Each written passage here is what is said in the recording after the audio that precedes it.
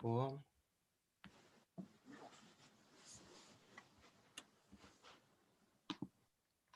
Hann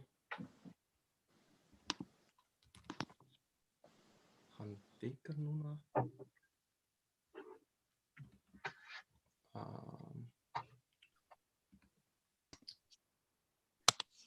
Finn ekki livestreamið á Facebook. Þú þarft að fara inn í hérna, langan texta og þú finnur þetta alveg neðst.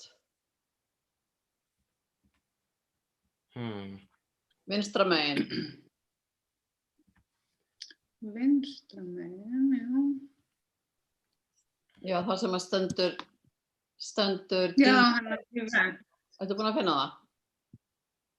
Já, svo. Okay.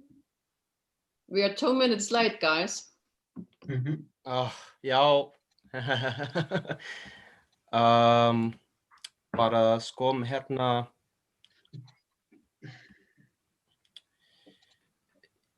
Já. Shows that it's live, but já, okay, já, aktilega, við erum live núna. Nei, ég sé ekki neitt. I don't see it. Hérna þessi link.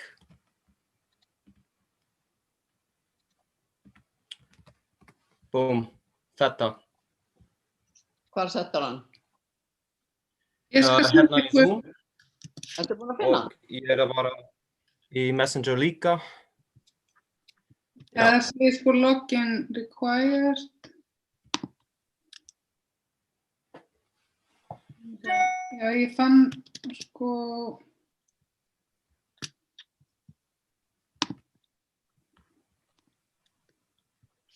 Ég fann YouTube en ekki Facebook.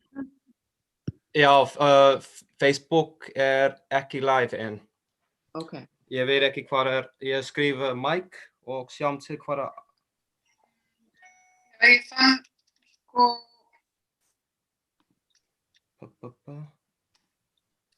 If we are live, then yeah. We should just say that there is a little bit of a delay here. Yeah. If anybody is online, I don't know. Yeah, 14 people are watching apparently. Yeah. Now 16. But I do not see a camera. A camera where? I do see Michael Kohler all over the Zeitgeist main event on YouTube.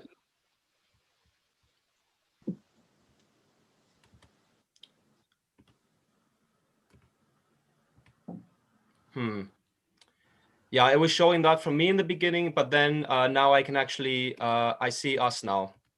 Oh, okay. I believe it's right. But now it's switching back to my Zeitgeist. Now I can see it also on YouTube.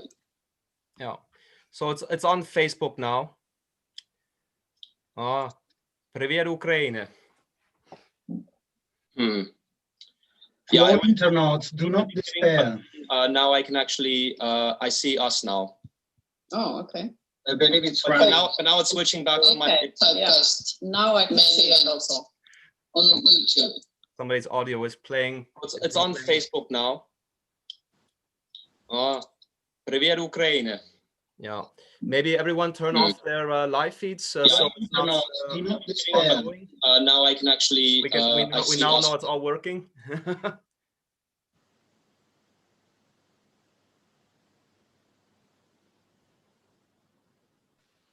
I think we're ready. Svandís, when you're ready. Okay. Welcome to the 12th annual Zeitgeist Day, global main event of 2020 in Reykjavik, Iceland. My name is Svandís Gestsdóttir. I am the founder and owner of Skinboss Icelandic Skincare and your hostess tonight. This year, it was originally planned to hold this event in the Harpa Concert Hall and Conference Center, while giving both Icelanders and international guests a really insightful and enjoyable program to attend. Due to the circumstances in these interesting times that we are going through, we are for the first time hosting this global annual event completely exclusively online. We think this is a lot more fair in the end for everyone because of the current pandemic and travel restrictions, as it has prevented a lot of people from traveling. We tried very hard to have some kind of event present within a facility despite the situation, trying to make the best of it. In the end, having the event online became the best answer. While this is the first global event hosted by the Zeitgeist Movement in Iceland, it shall not be the last, and we look forward to hosting another event at another time for both natives and international guests to attend. A little introduction about this event. Zeitgeist Day, also known as Seed Day, is a sustainability conference held globally by the Zeitgeist Movement. The event acts as a platform for speakers to give presentations and seminars that are in relation to exploring current problems and possible solutions in the current zeitgeist, current climate of society, which explains the origins of the name of the event and movement. Most of the topics at large cover social, ecological, and technological sustainability, while also understanding flawed principles and practices that currently dominate our normal everyday lives at large in society. While also trying to be more inclusive to involve more people from all backgrounds to participate in global change, we look into the best knowledge of science at bay to help guide implementing that change. Instead of society of competition, we are proposing a society of collaboration. We are also looking for possibilities of creating well-being available for everyone on the planet, while being in harmony with the rest of the ecosystems. So we have to ask ourselves, are we as a whole species moving in that direction now, or have we been diverted from it?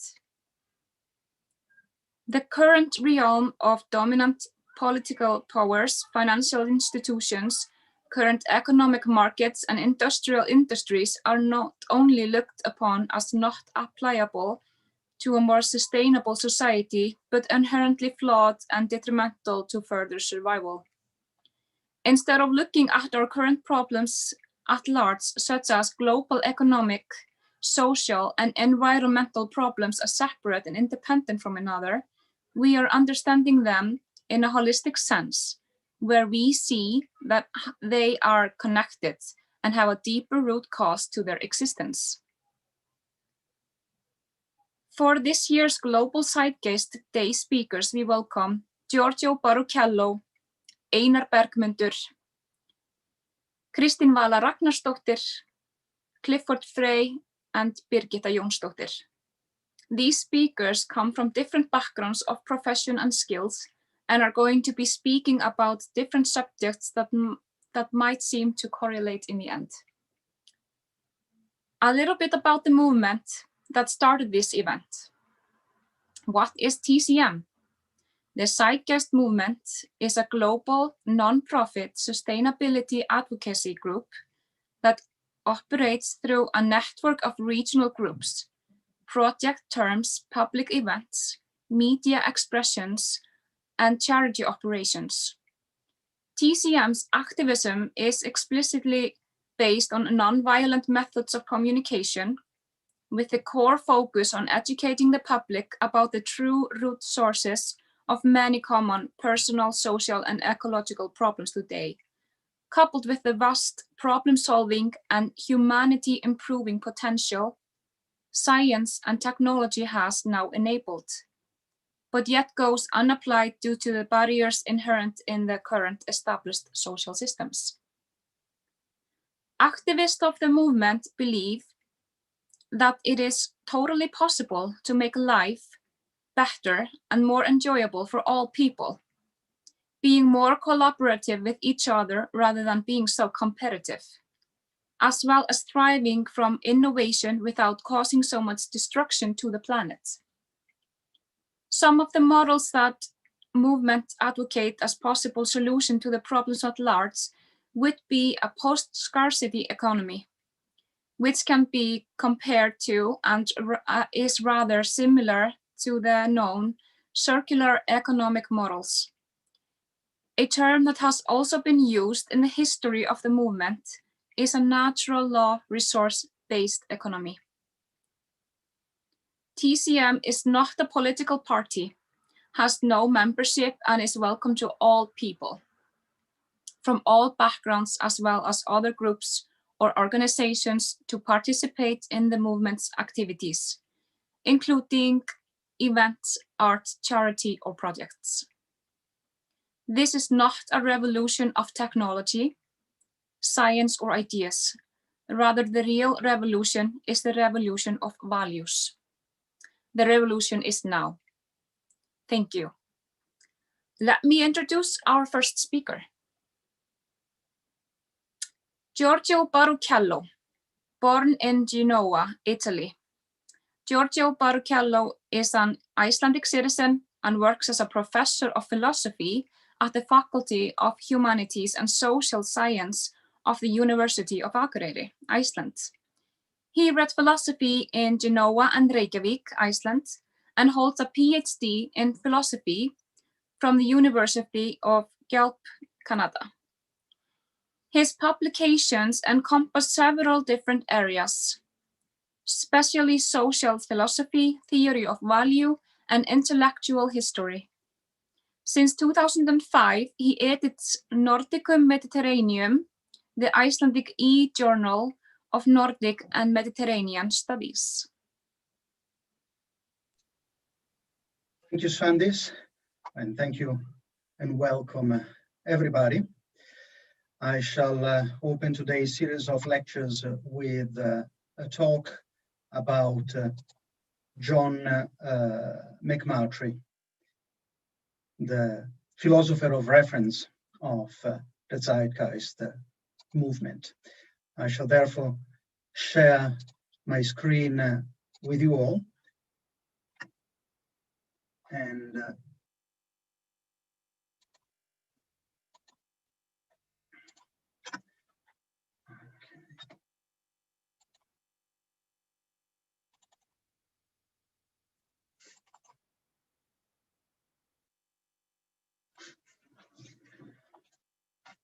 introduce to you as briefly and as succinctly as I can the thought of a very interesting philosopher, John McMurtry, with whom I've had the honor and pleasure of collaborating on several projects for many years, is the Canadian philosopher whose theory of value Peter Joseph utilizes in Zeitgeist moving forward, with which I expect many of you to be familiar, as well as an interviewee in the same film.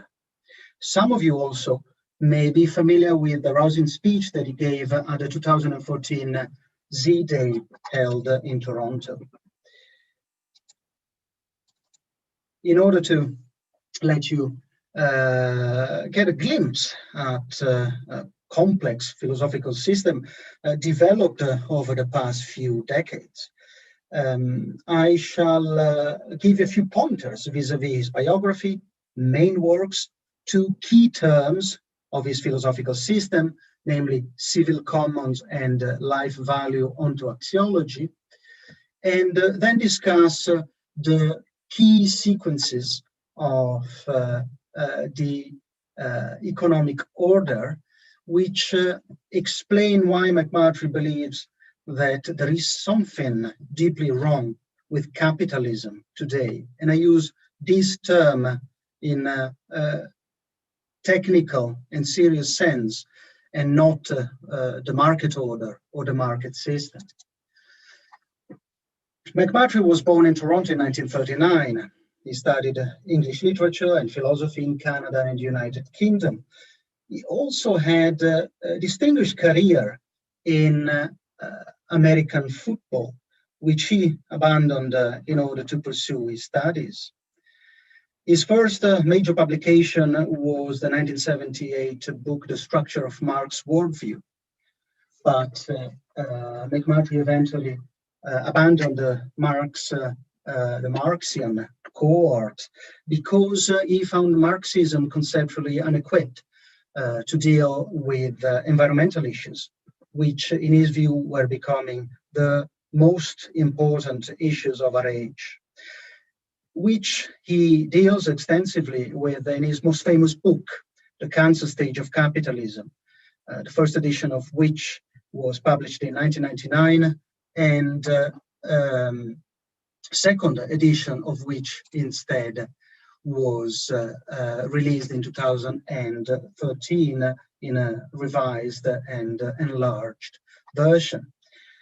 This book has already been translated into Spanish, Portuguese, Japanese, and Italian.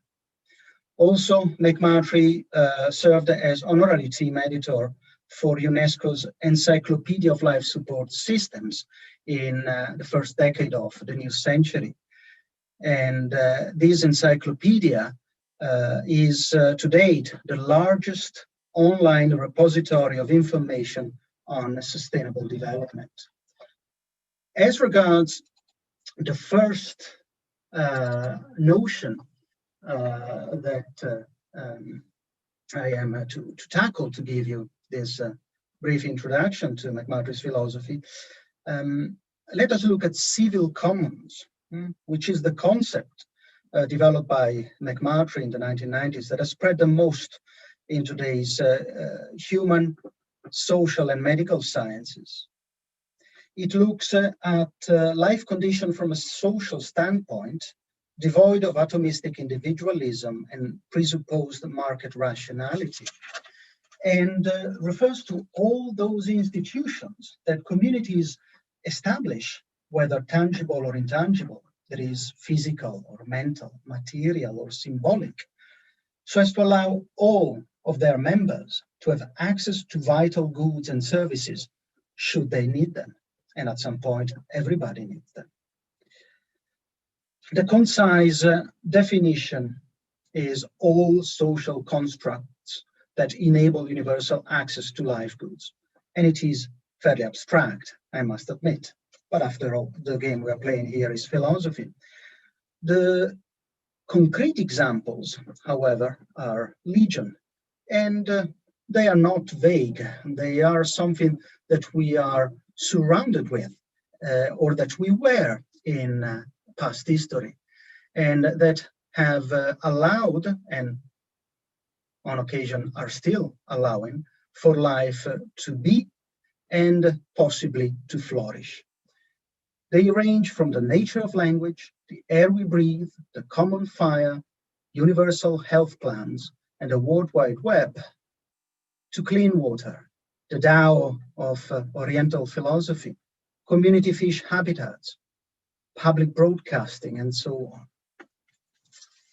As regards the second key term or key notion, that is life value onto axiology.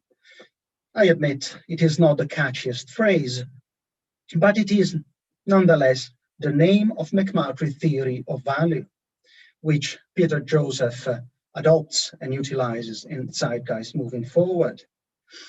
This theory of value acknowledges life as the fundamental precondition for all that is of value, hence that which has supreme value above all else. Life being understood as three main planes of being, or ontological planes, as we would say in the jargon of philosophy, namely thought, that is cognitive activities such as memory and understanding, felt being, that is the infinite inner domain of personal experience, and biological motility, that is environmental and physical well-being.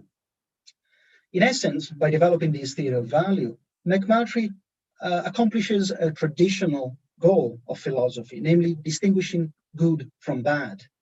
And all that is good is said to promote, in one way or another, knowledge and understanding, emotional well-being and openness to experience, or health and the environmental conditions that facilitate the acquisition and or the maintenance of health.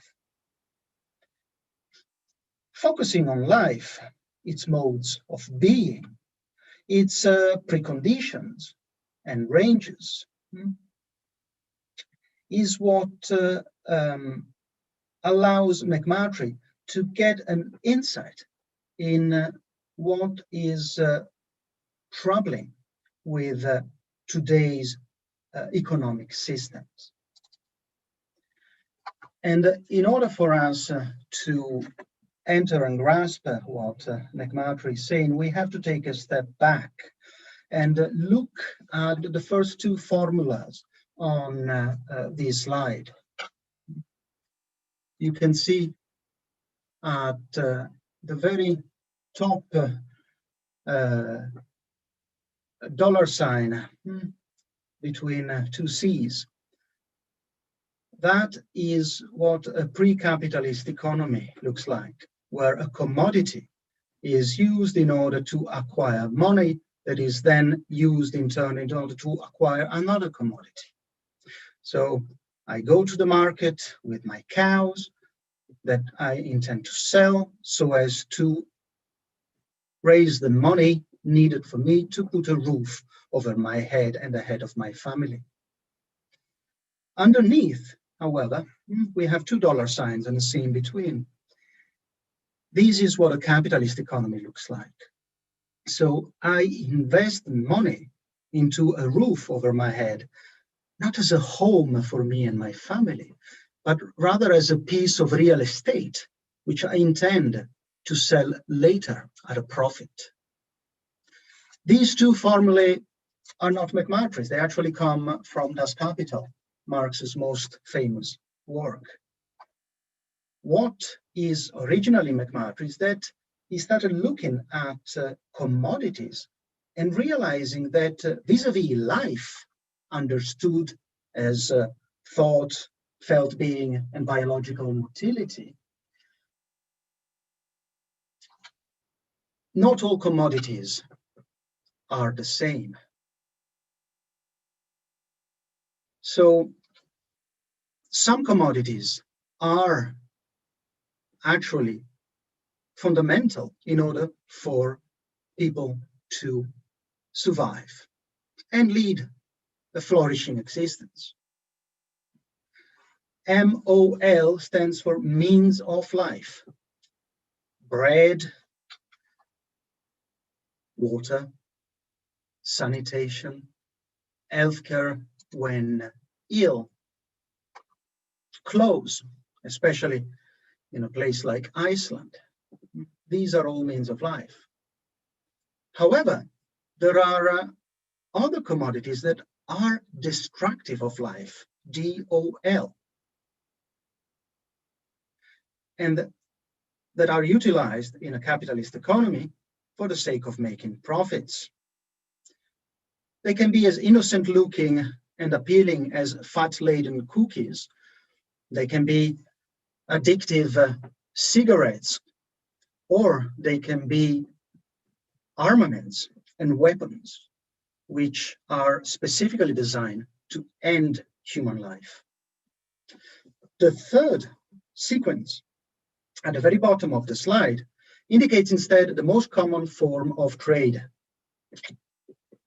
These days, and over the past 30 or 40 years, namely since Margaret Thatcher and Ronald Reagan launched the process of liberalization of the world's finance and its deregulation. And it indicates a succession of investments of money into money, money taking many forms, such as bank or corporate obligations, shares, stocks, credit default swaps, and so on. Theoretically, in theory, this kind of trade is in principle disconnected from any life concern, from any life condition, unlike a means of life and commodities that are destructive of life.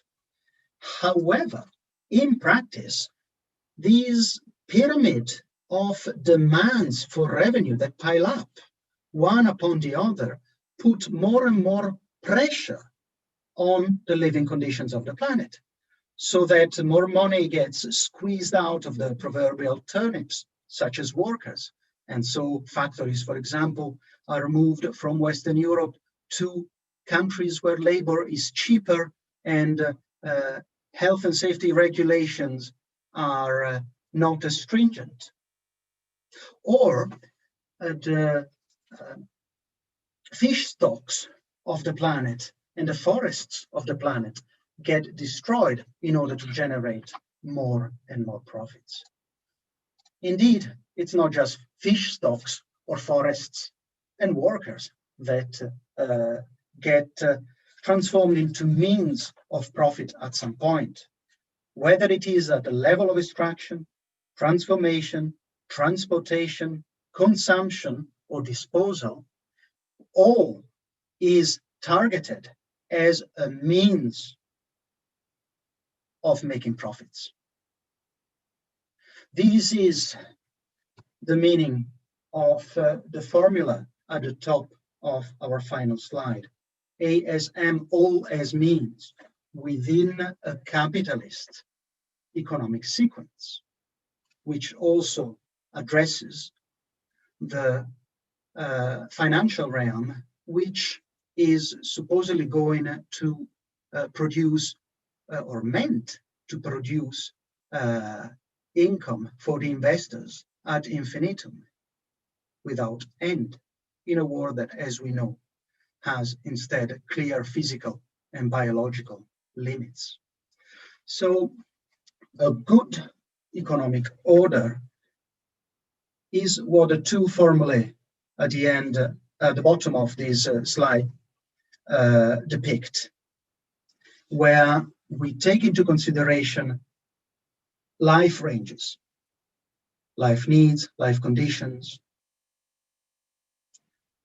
and where commodities are limited to means of life only.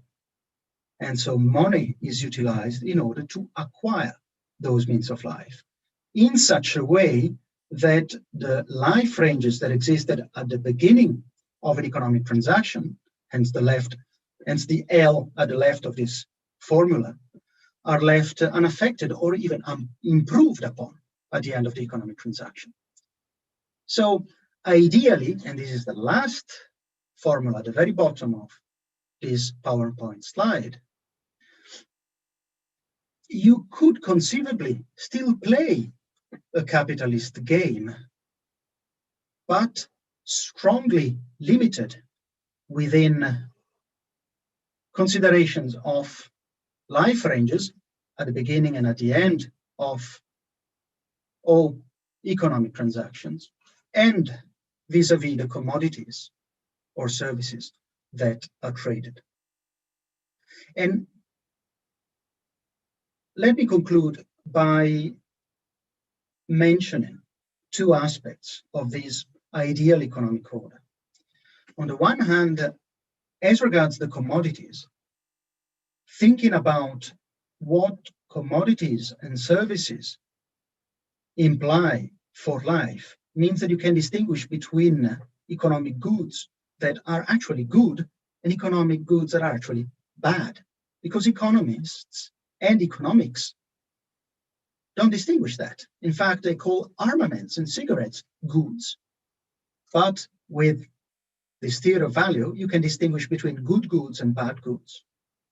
And secondly, and finally, when it comes to how to restrain, contain, and steer the economic activity so as to improve on life ranges, we have many instruments. There is state regulation, which is not red tape, but a tether linking economic life to actual life. There is consumer choice and advocacy. There are trade unions and NGOs. And there are corporate social responsibility principles that need to be implemented actually, rather than just left written on paper. And with this, I conclude my brief introduction.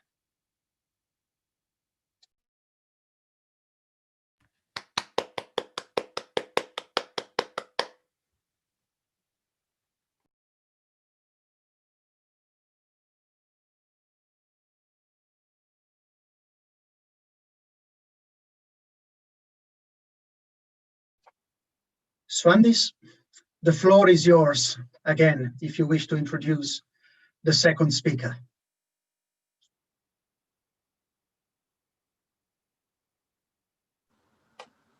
Thank you, Giorgio Baruchello. Our next speaker. Are you seeing this? Nei, ekki enn. Okay.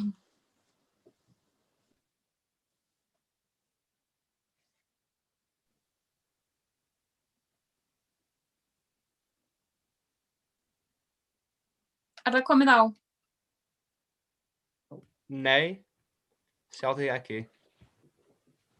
Þú að kveikja á vélunum. Já, Svona, komið. Hurra. Thank you for that, Giorgio Baruchello. Our next speaker, Einar Bergmundur. Einar has been a manager, web and app developer, consultant on technical solutions and system integration. He has been involved working for RÚV as a cameraman in earlier days, head IT for the Icelandic Academy of the Arts, and has been a board member of Almannaheill, Samtök þriðja geirans. Today he is a board member of Restraining, Grænt framboð, and is a founder and executive manager of Ábending.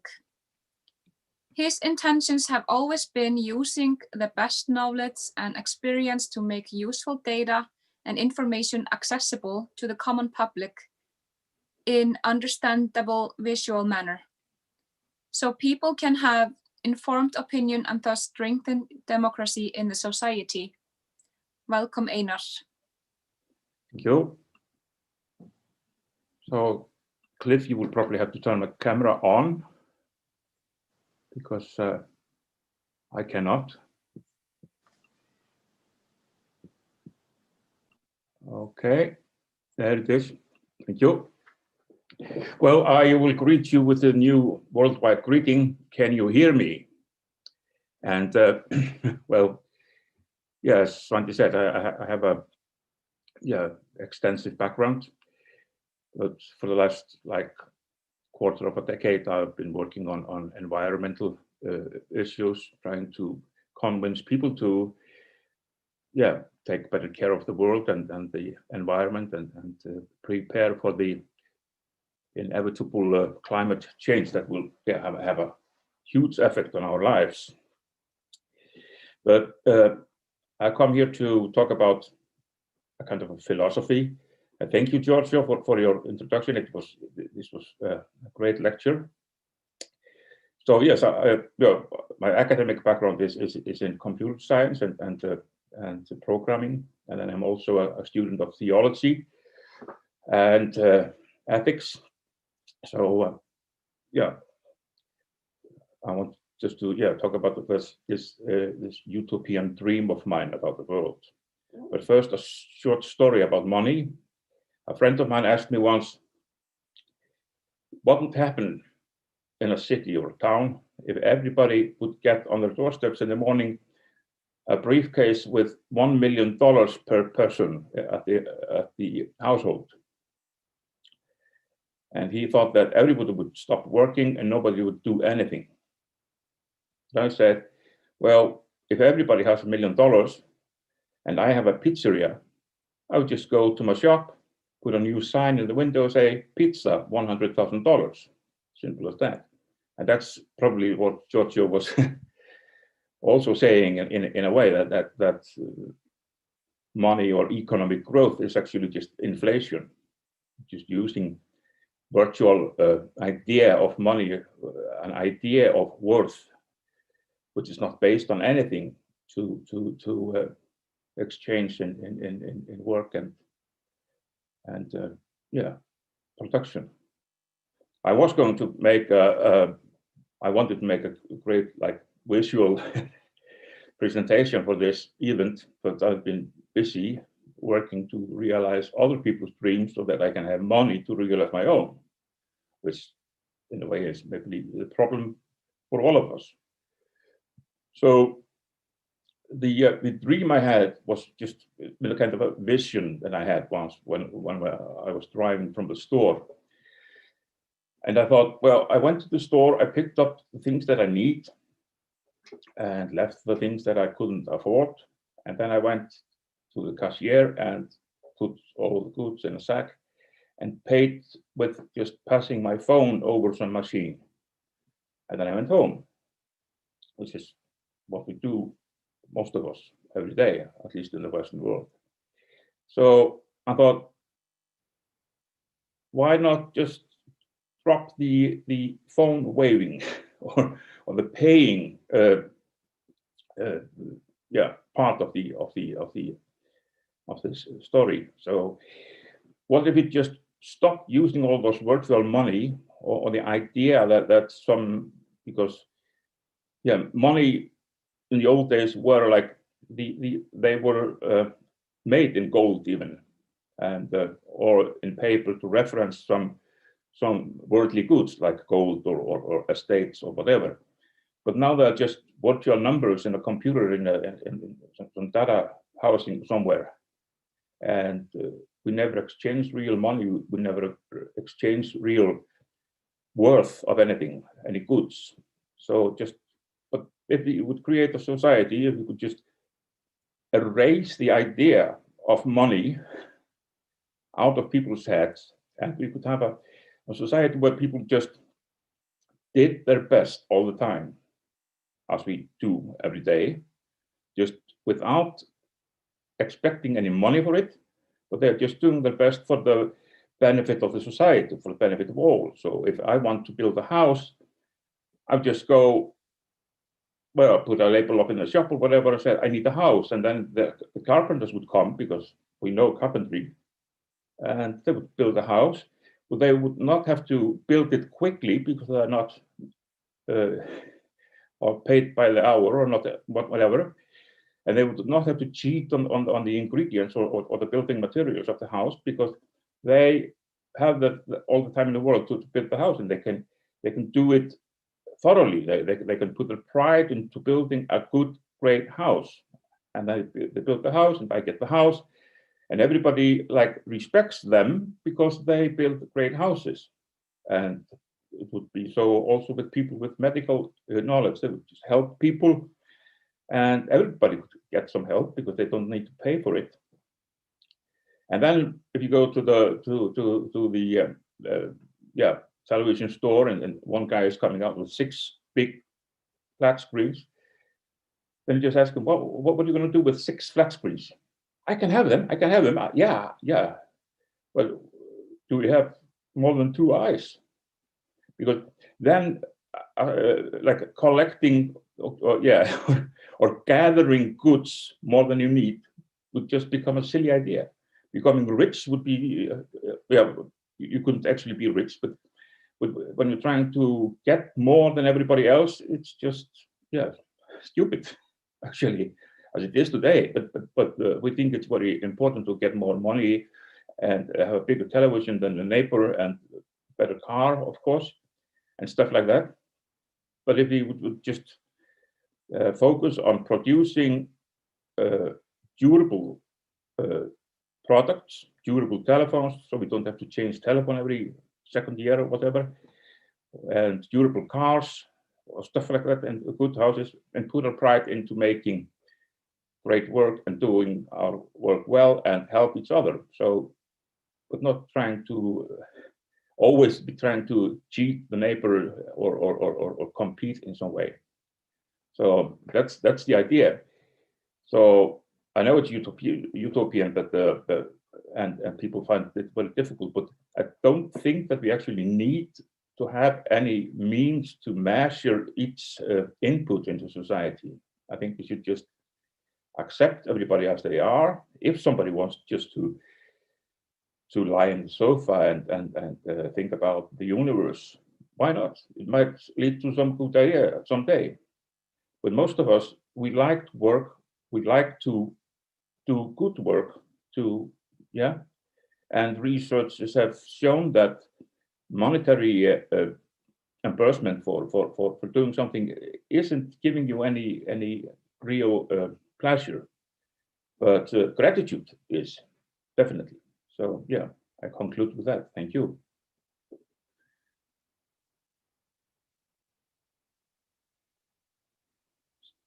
Svandís, the floor is yours.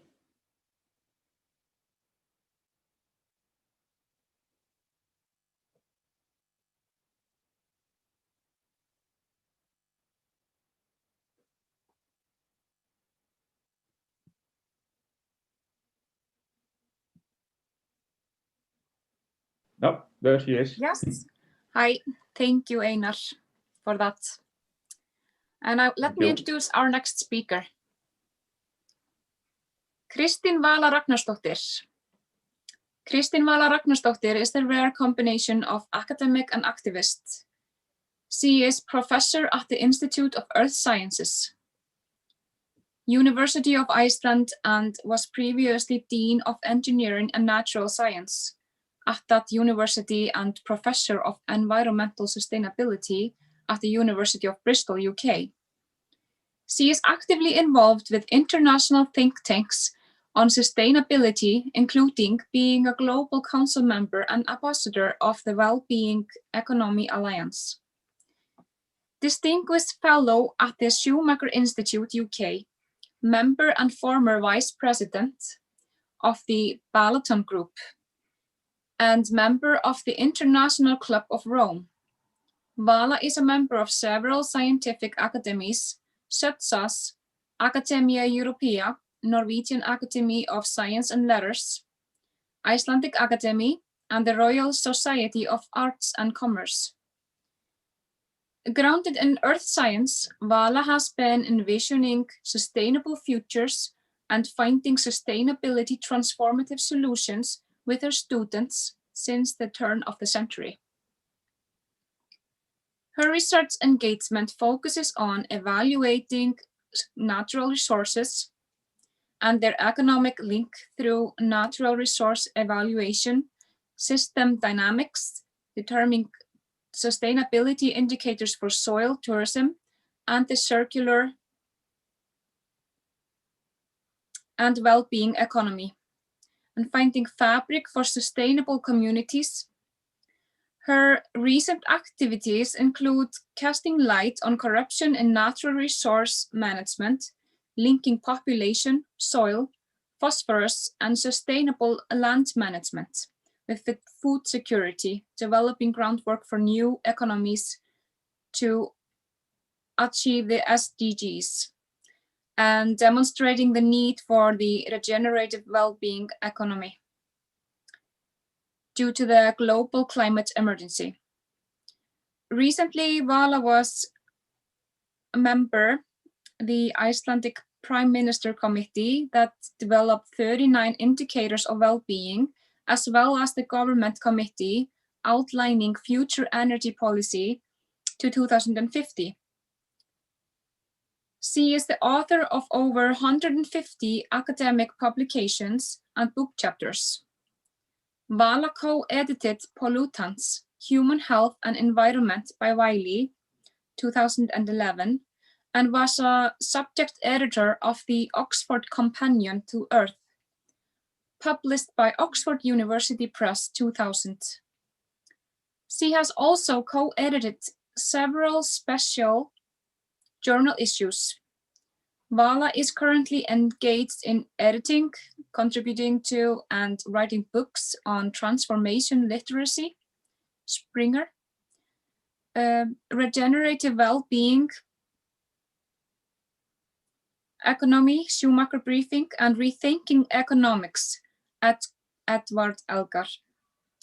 In the past few years, Kristin Vala has been active in training parliamentary members in sustainability thinking, and more recently in the Pirate Party in Iceland, and has is in particular taken part in developing party policies that address climate change, sustainability, and new economic thinking. She is frequently spotted in protests in front of the Icelandic Parliament on issues that relate to corruption and lack of action taken in our times of climate and planetary crisis. Welcome, Kristin Vala. Well, thank you very much for this very lengthy introduction. I am very pleased to be here with you, and actually listening to Giorgio reminded me of my huge regret that when I was a student, I never studied any philosophy, but I've been struggling to learn some in the last 20 years since I became aware of the unsustainability of the world.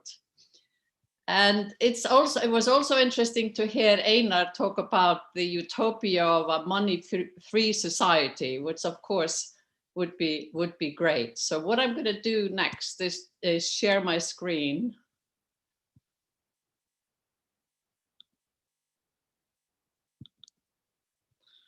And you can see I actually captured Giorgio's slides. Let me see.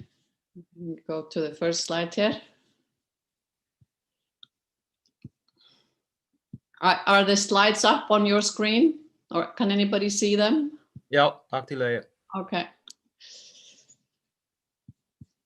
Okay. So for the last 20 years, I've been thinking about how to help make this world sustainable, and have gone through various phases of looking into soil sustainability, community sustainability, indicators for sustainability, etc. But then I finally understood that what we really needed to address was the economy, because it's actually the economy that is driving the global destruction. We could see or say that the Earth has been shrinking when we look at it through the lens of population. In the year 1900, we almost had 8 global hectares to support our lives. But now in 2020, we have less than 2. And this is because the population now is 7.8 billion and rising. And therefore, we are making a bigger and bigger imprint on our planet Earth. It doesn't matter what we look at, all the curves look the same.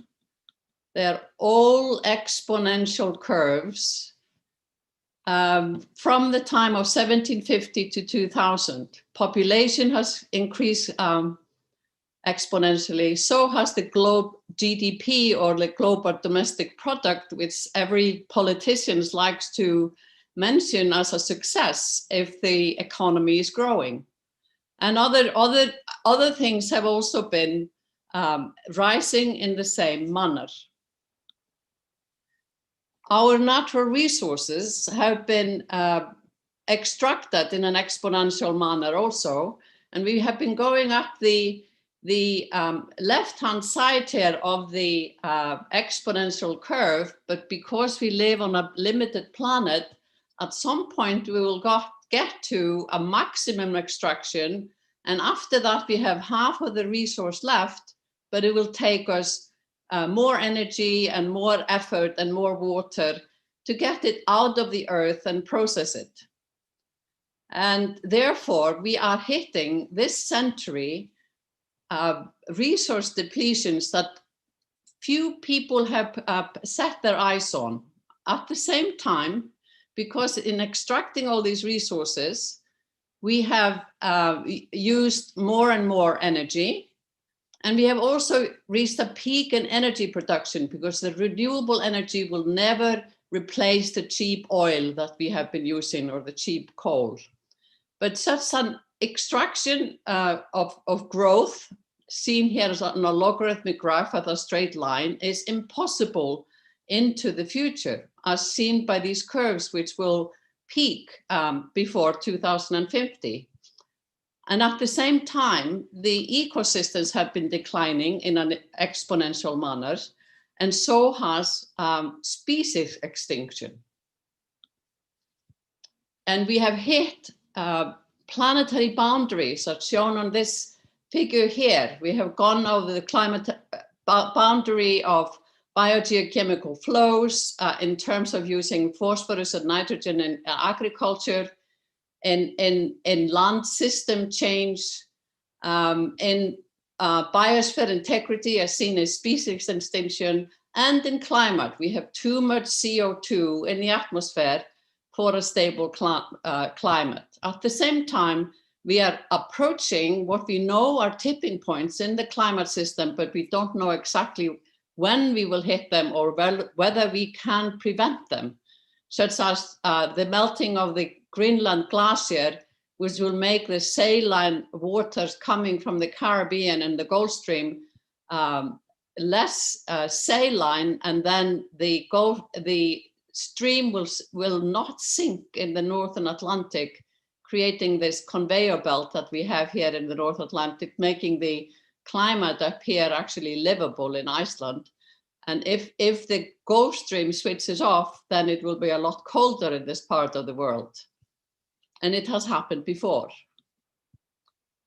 And despite many meetings since the 70s on climate, monthly CO2 averages are still rising.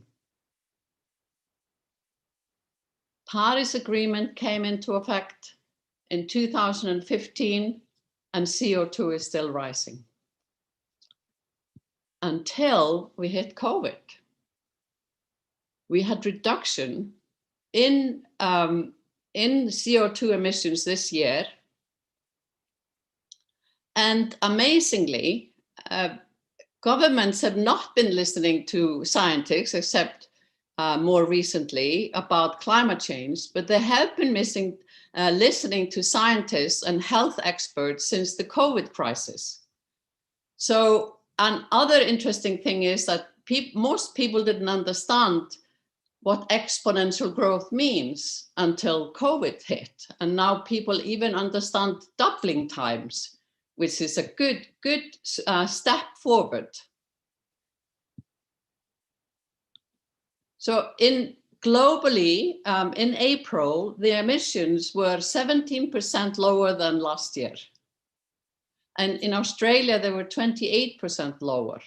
And you can see that it is mostly because of less surface transport, that is fewer people going to work because people were working at home or had lost their jobs, and less consumption. So a lot of people talk about aviation, which went down actually 60%, but that was only 10% of the reduction because aviation is 3% of the emissions in a normal year. Now, we need to reduce CO2 emissions about 3% every year until 2030 if we want to be under the 2-degree goal of the Paris Agreement, and we need to reduce it by 7% if we want to be under 1.5 degrees. And so what has happened now in the global economy is something that we need to take note of. We have reduced CO2 emissions by in the same sort of order of magnitude. And so if we learn to use more sustainable surface transport, work more at home, etc., then we can reduce reduce emissions, especially if we reduce our consumption. So we have to learn to live on this one planet.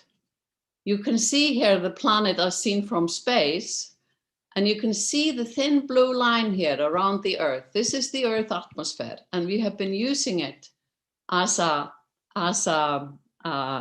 rubbish bin for the fossil fuels that we have been burning. And we could say that the Earth is a closed system, only getting energy from the sun. And some of this energy is emitted back to space, but more and more of it is actually being trapped in the atmosphere, which now has more CO2 and water vapor. So this is our common goal that we need to work on together if we want to have a future for our children and grandchildren. We need to learn to live on one Earth. There have been declarations of climate emergency from the Club of Rome, of which I'm a member, from governments and organizations and NGOs and faith groups around the globe, as seen on this map.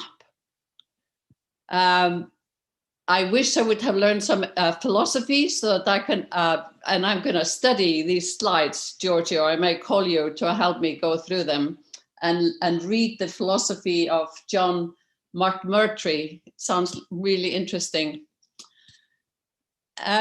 Over the last 50 years, human population has doubled and the global economy has grown nearly fourfold. The global trade has grown tenfold. And this has driven up the energy and materials use exponentially, as I've discussed before.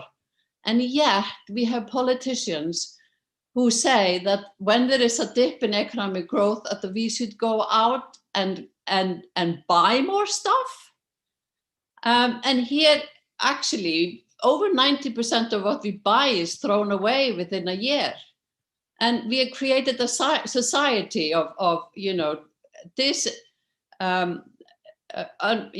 children who are unhappy and disconnected, even though they have all these toys, and with a father sitting here with no connection to his little boy playing behind him. This is what we need to change. We need to have a vision of where we can go from having a global economy fueling the destruction of society with unhappy, lonely people seeing no value in anything else than buying new stuff, and at the same time destroying our nature. And we can see that with the cyclones and forest fires and climate change and industrial agriculture destroying our soils. And Greta and thousands of kids around the world, actually millions, are now standing up and say, why are you talking about fairy tales of eternal economic growth? How dare you? And I agree entirely. And she has become the icon of the young people's movement to fight for governments to take scientists seriously. So what if we now set ourselves some new scenarios? We go from individualism to community. We go from focusing on GDP growth to focusing on well-being. Then we can go from the market force economy we live in today, which is destroying the planet, to the great transition that we need, where we have healthy communities and well-being for people and nature. Then we can restore our Earth. That is where we need to go. So we need to set a vision for how we are going to achieve resetting all our activities so that the economy is not destroying nature, and that where we create healthy societies. This is our common goal. Well, we have the UN Sustainable Development Goals, but they were recently checked by Gapminder and found that in the 5 years since they were set, only 6 targets of the 35 that could be measured are on track. Some are actually gone backwards. So we are not doing well. We are not doing well enough with the common goals, even though it's good to have these goals. Even Robert Kennedy said that a country's gross domestic products measure everything except that which makes life worthwhile. And I was working with a number of people that met in Bhutan in 2013, and we wrote this commentary for Natures that it was time to leave GDP behind. But what should we measure then? You can see here a global GDP, that's the green line here, going up and up and up and up since the 1950s. Whereas here you can see GPI, or the Genuine Progress Indicator. And there we subtract everything that's bad in the economy, like pollution and accidents and so on.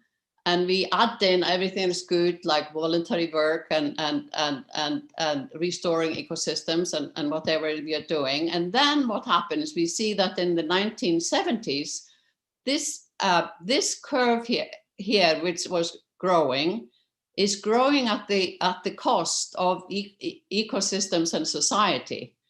And therefore we can say that we had economic growth until about 1978, but since 1978, we have had an uneconomic growth and have been working on together destroying the planet. Now, there is quite a lot of new envisioning of a new economy. This one was put forward by Kate Raworth and has caught a lot of attention. She refers to it as the donut economy. It takes the planetary boundaries concept from the paper of Rockstrom et al.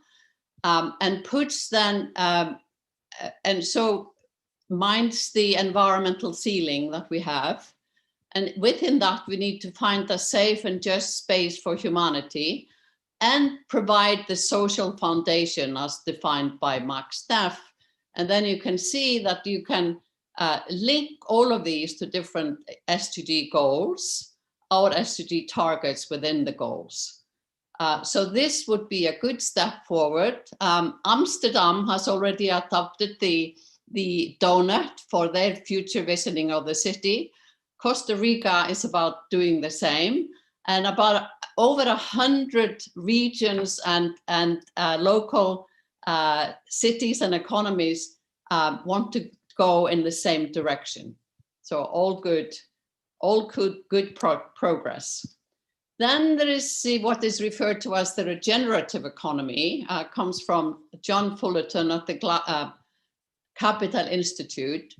He says that both in the economy and in investment, in finance, we need to go from the conventional degenerating mechanistic design, reductionist thinking, which is in parts, all the way over here to the regenerative. Green economy is not good enough. Sustainable sort of puts us into balance, but that's not good enough because we actually have destroyed ecosystems and societal groups. So we need to invest in what is restorative and even better regenerative, like we have in ecosystems. So the economy needs to be built on the principles of ecology with holistic thinking and patterns and natural system design. And as stated by Hunter Loven, a way must be found to reduce material throughput in the economy dramatically, but at the same time generate jobs and flourishing livelihoods for 9 or 10 billion people. This is our task. And some academics have taken this idea further by using networking thinking and systemic thinking. They've come up with 10 principles, which are put into 4 categories for the regenerative economy, where we need to have circulations. So there's cross-scale circulation, there is regenerative reinvestment, we have reliable inputs and healthy outputs. Then we have adequate structure with a balance of sizes and balance of resilience and efficiency and sufficient number and diversity of roles. And then we also have relationships and values as outlined by Giorgio. We need to have a degree of mutualism and constructive work instead of extractive. And then finally, we need to be learning together. So here we are. There are quite a lot of people around the world working on finding a new economic thinking to restore our planet. Some of them are people-centered, others are process-centered, others are nature-centered. We need them all, and because one size doesn't fit all. In 2019, the Club of Rome declared planetary emergency and set forth 10 commitments for global commons and public goods, restoring the global commons, such as crucial forests and ocean ecosystems, and public goods in order to have healthcare for all, as learned from the COVID crisis. And then 10 commitments for the transformation, for a just and equitable society, for renewable energy systems and circular and regenerative economy. And now there is a planetary emergency partnership with over 140 organizations, and over 70 governments signed up to doing more than the Paris Agreement as the last UN General Assembly. And this is the latest paper that I have been involved with a 10-point action plan for a circular bioeconomy of well-being, where we remember that we have renewable energy, need to focus on renewable energy and be within nature limits, and restore nature at the same time as generating a healthy society. And we have generated in 2017 what we call the Wellbeing Economy Alliance, which has the goal to deliver shared well-being on a healthy planet. And there are over 150 organizations that have joined, and more coming up. A lot of activity across the globe with regular meetings over the web that everybody can join in with. We have some governments that have joined in with the well-being thinking. Nicola Sturgeon and Jacinda Ardern were the first prime ministers to put well-being into the goals of the government in Scotland and New Zealand. And a bit later, Katrín Jakobsdóttir came in to join them, and more recently we've had Wales also, and are working on getting more people involved. And you should watch this TED talk by Nicola Sturgeon on the importance of creating the well-being economy. And a lot of countries, even those who are not in the Wellbeing Economy Government Alliance, have set well-being indicators. For example, the Netherlands and Sweden. These are the 39 indicators, well-being indicators for Iceland that I was part in defining, and they have now been put into policy by the Icelandic government. So this is a way forward. What also occurred to me and my colleagues is that we need more women to be involved in economic thinking, and therefore we applied for funding to train young women on new economic thinking. And so I'm doing this in collaboration with the Wellbeing Economy Alliance, the Schumacher Institute, where I'm a distinguished fellow, and the Collective Leadership Institute. Any young woman watching this, or if you know any, please direct them to our website, and applications are open until December 31st. The women will receive leadership training, and they will set forth at the end of their training a new manifesto for a regenerative well-being economy at the end of next year.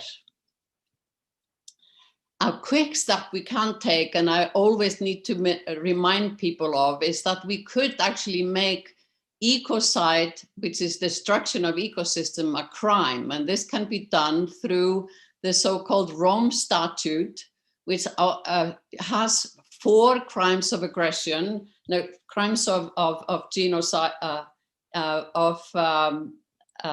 crimes against humanity. It's genocide, war crimes, crimes against humanity, and crimes of aggression. Ecocide could be the fifth one, and this is what Polly Higgins fought for until she passed away, and the organization she created is continuing. And this would actually put directors of big companies that pollute, are responsible for the majority of the polluting on this planet, that could put them in prison, and they might actually be thinking about doing things differently. We could also claim the sky. You could join the movement here to demand that the atmosphere is made a commons, and so anybody who pollutes has to pay into a fund. So these are quick steps that can be taken, but this is what we need to be working on together. We need to govern the commons and measure the well-being of people and planet. We need to implement and scale radical prototypes of new economic approaches. And if we improve the current system, the future will be okay. And we need to generate and disseminate an entirely new worldview of our relationship with the planet and between people. This needs to be an economy in service of life. Let's work on that together. And I invite you all to join me. And I can see after learning a bit more about the Zeitgeist movement that this is exactly the aim of your movement, is to regenerate an economy in service of life. Thank you.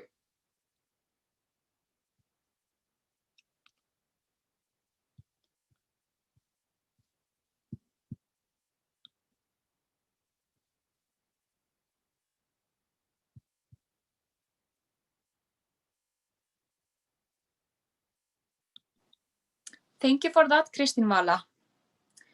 Our next speaker is Clifford Frei.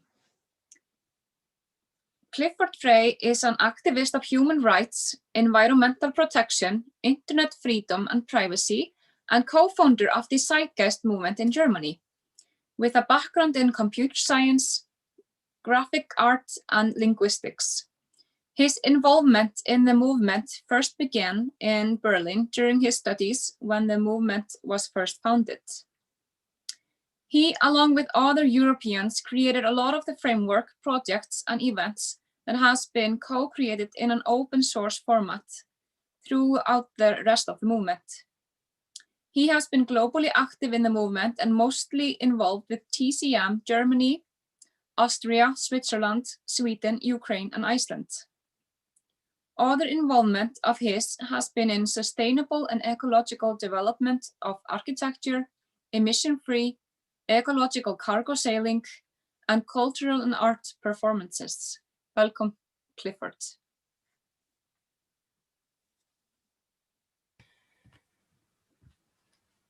Ja, hallo. All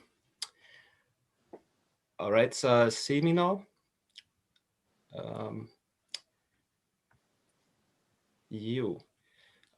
So before I begin, not to be so exclusive, but I do have a few words that I would like to say, particularly to people here in Iceland.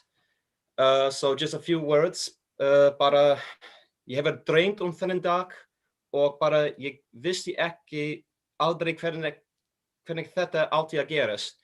Bara, já, það mjög áhugavert og já, ég hef að þakka mikið fólk hérna á Íslandi að vera að gera þessi viðburðin hérna á Íslandi og vegna COVID-19, svo ég mjög glaður að, já, að kynnast ykkur og hérna, já, ég hlakka til að gera svona betra framtíð með ykkur saman. So it's been a real big pleasure, and since, yeah, this wouldn't have been possible without all of you, and just how much of a difficult event this was to help organize.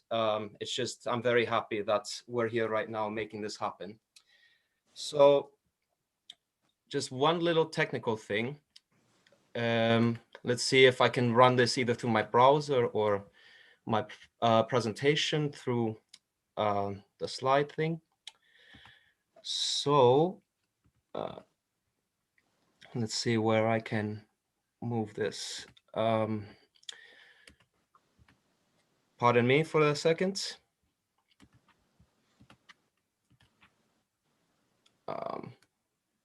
All right, let's see if I can just move it then over here.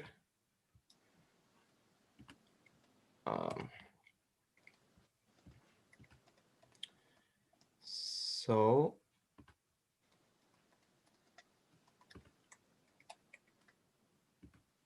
yeah.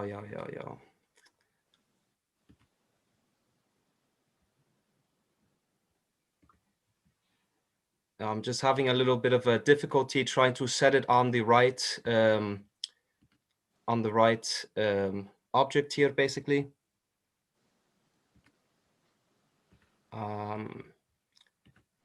Yeah, so 1 second.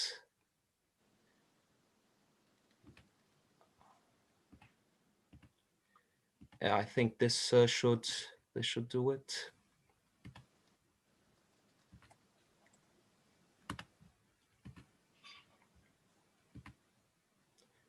Okay, yes, here we go. Right, so assuming everyone can see my presentation. So I am talking about Koto co-op. So see if I can then just put this then maybe then full screen. If that's if I remember how to do it. I'm getting computer illiterate these days with how everything is changing. It's yeah, like this. So I think that should be good. So Koto co-op. Basically what this is going to be about is this is a lot of not only a vision, but it's an actual project and foundation basically that is in the process right now. So to give you a little bit of a gist of like what I'm going to be talking about. So imagine that you're basically in the woods in Finland and basically you are not working, doing stuff that you hate, things that you find just very tedious, and you feel like you have a really good social atmosphere and that you're in a very good relationship also with neighboring people or whatnot. You spend a lot of time just working on things to actually cultivate and keep this community going. You have a lot of recreational, getting together, cultural stuff, sauna, beer. It sounds really nice. Even the bears are even joining. And this is basically the vision of Koto co-op. And how do we get to something such so enjoyable and something as Vala mentioned, something of perhaps well-being on a greater scale. So basically, what I'll say is that Koto is something that has come out of the Zeitgeist movement, something that... Sorry to jump in, Cliff, but your slides are currently blank. I think you've changed to the wrong workspace. We can't see your slides. Workspace. How about now? Is it still... Not yet. Not yet. Here, let me try again. Yeah, so maybe this will... Is it working now? Still shows blank for me. Okay. Yeah, this really sucks. Let's see here. Yeah, I'm just actually gonna just exit the live. Got it. That was it. That was it. Yeah, so we're just gonna do it that way, minus the full screen. So we'll just do it as Giorgio did it right now. All right, so you can see it now again? Yes, okay. There we go. All right, so basically, as I was trying to get into is that Koto is something that came influenced out of the Zeitgeist movement. You have people that, originating from Finland is where the project is now found and laid, and some of these people are actually very dear friends of mine. So some of the four people that were involved in founding it. If you're looking now on my screen, the two faces there, I like to call them the Usos. Because they're both called Uso, but to differentiate them, the one on the far left I call the big Nordic bear of TZM. Yeah, and then there is the other two. There's Thomas, I think, and then Axeli is his name. And so this is something that, again, has started to get a lot of attention from people involved in the movement, because this is something that is not only just of promoting awareness of post-scarcity economics, as we would call it, or better well-being, but it's an attempt to really put it into practice. And I will explain some layers of how. So some of the goals that basically what Koto is that, and anyone that's wondering, the name Koto is not of Asian or Japanese origin. The word Koto is a former old word for home in Old Finnish. I believe this word was actually coined there for the name of the project by Big Nordic Bear himself. And basically you have that Koto, which you call the home, and then what you have is you have the co-op part. So anyone that is not familiar with a co-op is that it's basically an organization of people similar to what you would have in most, I guess, the businesses or whatnot, but except for the goal is that it's very, how would you say, just very like, it's not so hierarchical, and some of the goals are basically not really for profit. And what the co-op part of Koto basically acts is, it acts like as a bridge from, for example, this, for example, an eco community that you could see there in Finland, and how this basically links then Koto to the rest of civilization that does not basically follow these kinds of means of an economic system. So you could say that Koto is not a cult or something that's trying to isolate itself far in the woods in the northern Finland or whatever. So the attempt is to also try and both inspire maybe others to try this type of philosophy or this type of economic system, as well as that Koto cannot be alone by itself in the world, and it still needs a participation of even other monetary factions or bodies in order to sustain itself for its current moment. So they are basing basically a lot of things on, again, new social structures, basically. So trying to work in a sense, very egalitarian, trying to work as a small community that can settle, for example, on like on a piece of land at first. And then the idea of having different units, as they would call them. So like different, maybe like centers of the Koto community would be existing in different places. And so what you would have is that you would have people in Koto basically working for more or less a common purpose for well-being, and also trying to sustain the Koto economy, maybe you might want to call it at that point. And then in the end is that basically that you have, again, the co-op part. So you have people within this community, and in order to sustain it, basically people are working very collaboratively together to uphold this community and whatnot. And then you have basically, again, the co-op part, which will allow Koto to act as a business, so it can produce services to those outside of the Koto economy, to try and either reimburse or also to give them some kind of ground leverage, so that they can go ahead and either, if they have to buy stuff from other corporations or from other people, that basically it's not just living in teepees in the woods or chopping down trees to make houses or whatever. That's basically not what Koto is trying to go for. Is basically just being another complete isolated eco village, or one that does not have like such goal in mind. So one of the most important thing as far as the philosophy of people living in the community of Koto, which I believe a lot of people involved in the Zeitgeist movement are perhaps very familiar with is basically a sharing or a gift type of economy, where basically the acts of sharing and not trying to have so much ownership of things becomes kind of counterproductive in trying to make a community like this work out.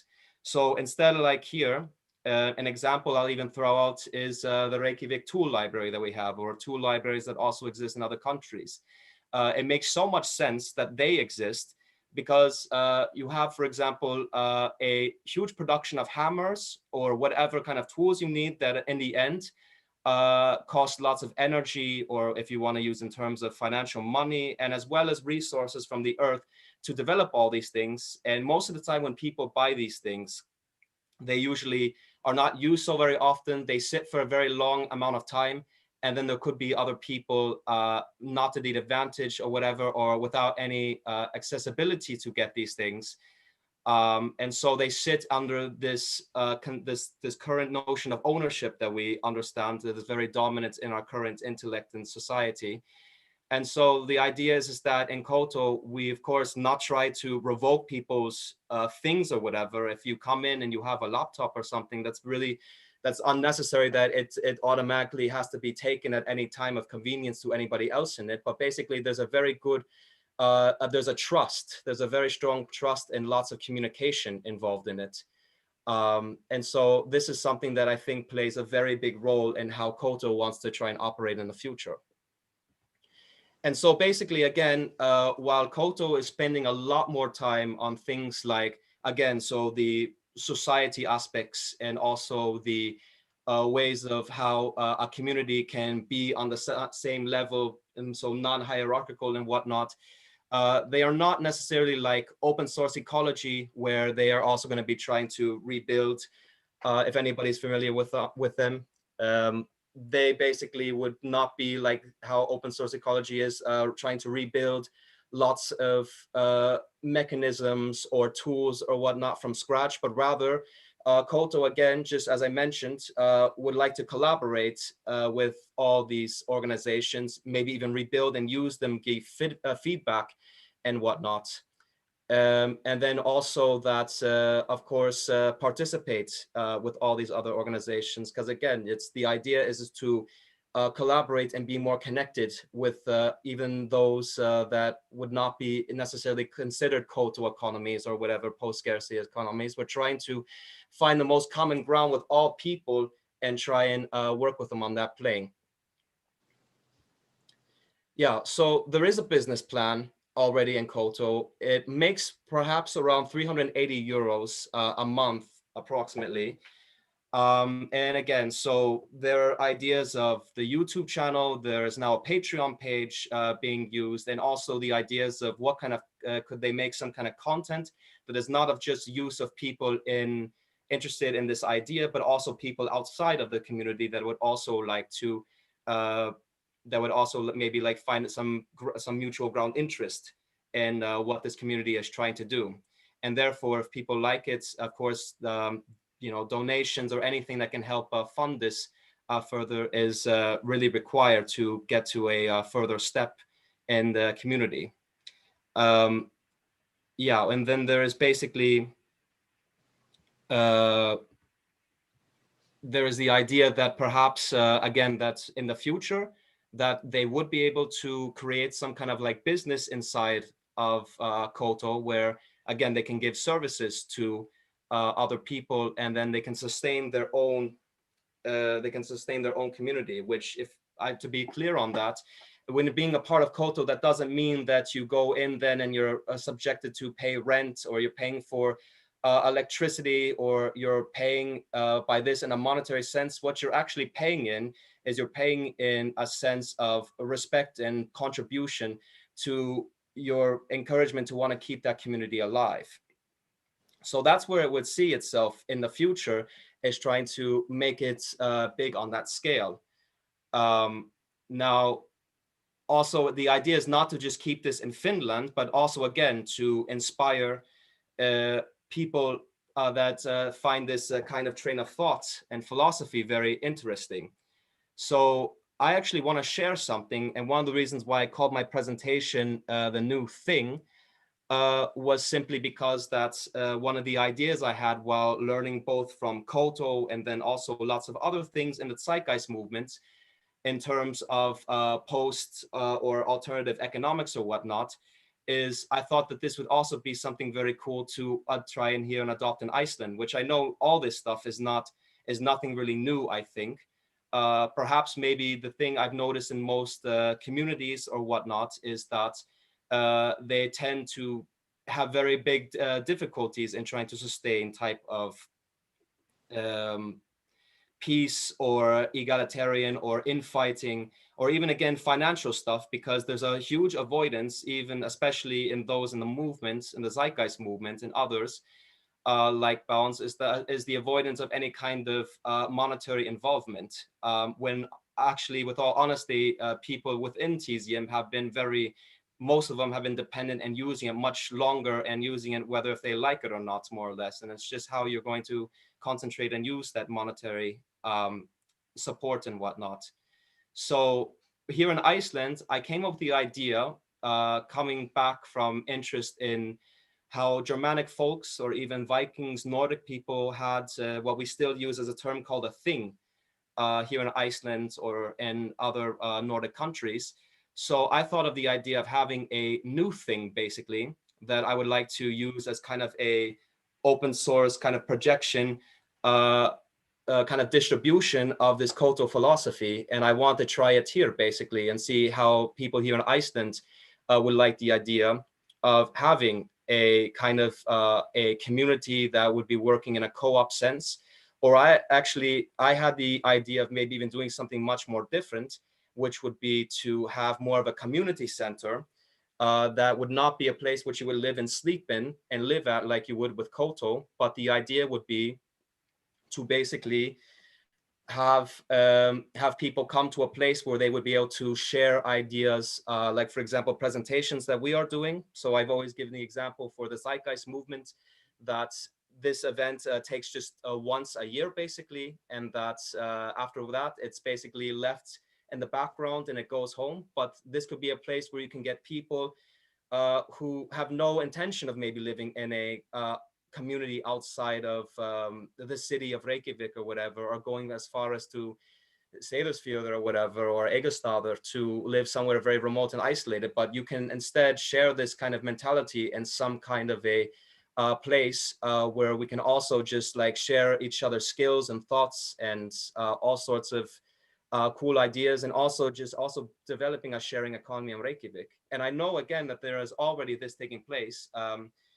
The Reykjavik tool library, as I mentioned, I think is a big contributor to this right now in Reykjavik. At least it's on the rise.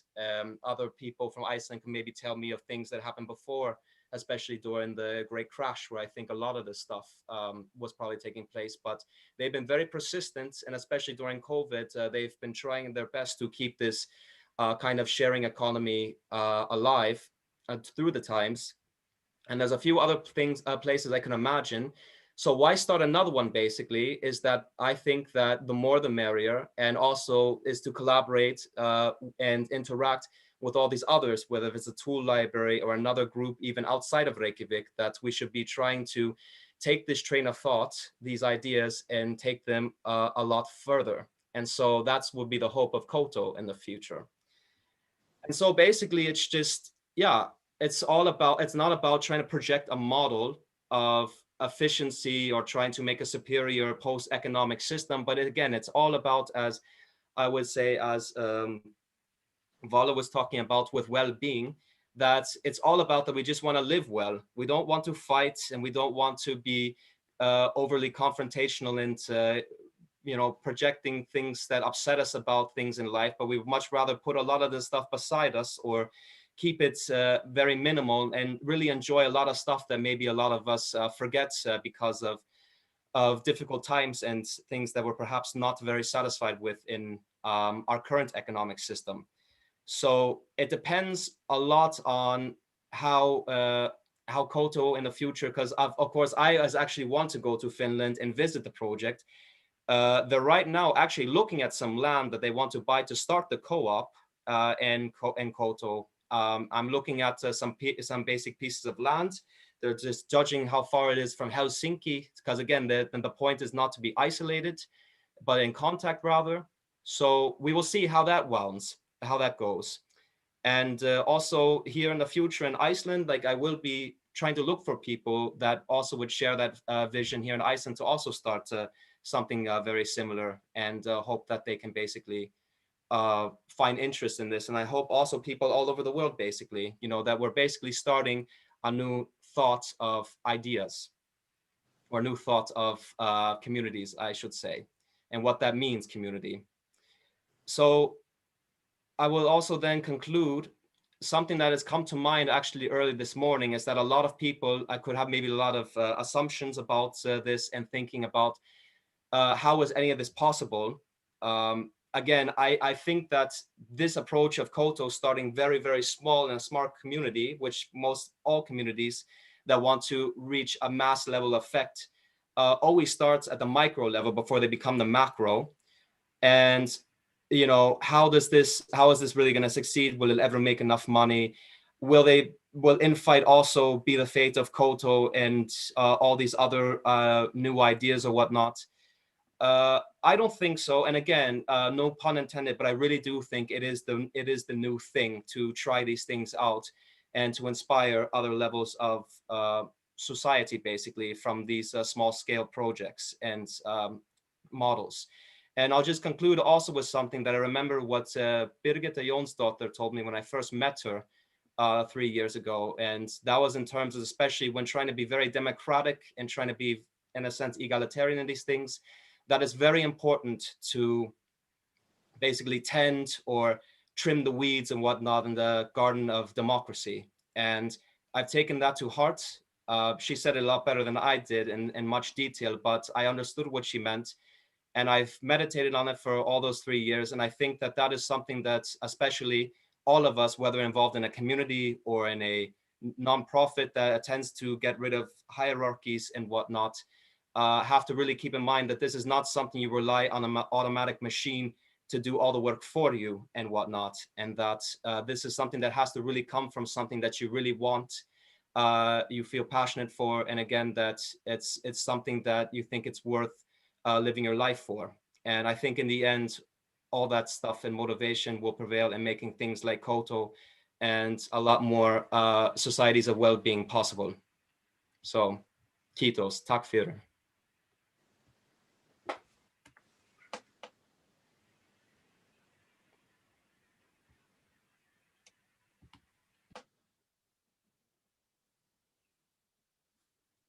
Yes. Thank you for that, Clifford Frei, and let's welcome our final speaker, Birgitta Jonsdottir. Birgitta Jonsdottir is a poetician and a former parliamentarian for the Civic Movement and Pirate Party in the Icelandic Parliament. Of both, she helped co-create and chairman for International Modern Media Institute. Birgitta was an Internet Archive Fellow at the EFF in 2019 till 2020. Birgitta was selected as one of the International Politician of the Year in 2016 by Der Spiegel and shortlisted for the VTN Awards in Policy in 2014. She specializes in 21st century lawmaking with focus on direct democracy, freedom of expression, information, and digital privacy within the local and global context. She is an expert in direct democracy and citizen engagement. She is now in a unique position to build bridges of know-how between parliamentary bodies and civil society in regard to policies of the digital age. Birgitta is a long-time activist for Earth, for peace, for Tibet, and for digital rights. She was a WikiLeaks volunteer and spokesperson in 2010. She played a crucial role in WikiLeaks' release of the Collateral murder. During her parliamentary work, she was active in international parliamentary work. She served as a member of NATO Parliamentary Assembly and the IPU. She was elected to the Human Rights Committee for Parliamentaries at the IPU and successfully proposed and wrote a resolution for the IPU titled Democracy in the Digital Era and the Threat to Privacy. Birgitta is a pioneer in web development and in using creative thinking with cyberspace. She was the youngest poet to be published in poetry collection for the National Education Board, and her first book of poetry was published by Iceland's leading publisher. Birgitta has also published her own chapbooks and poetry posters, global anthologies, and chapbooks by poets from around the world. She has appeared in documentaries and has even been featured in a Hollywood film. Her favorite documentaries she has been a part of so far are Wiki Rebels, We Steal Secrets, Stories of WikiLeaks, and Meeting Snowden.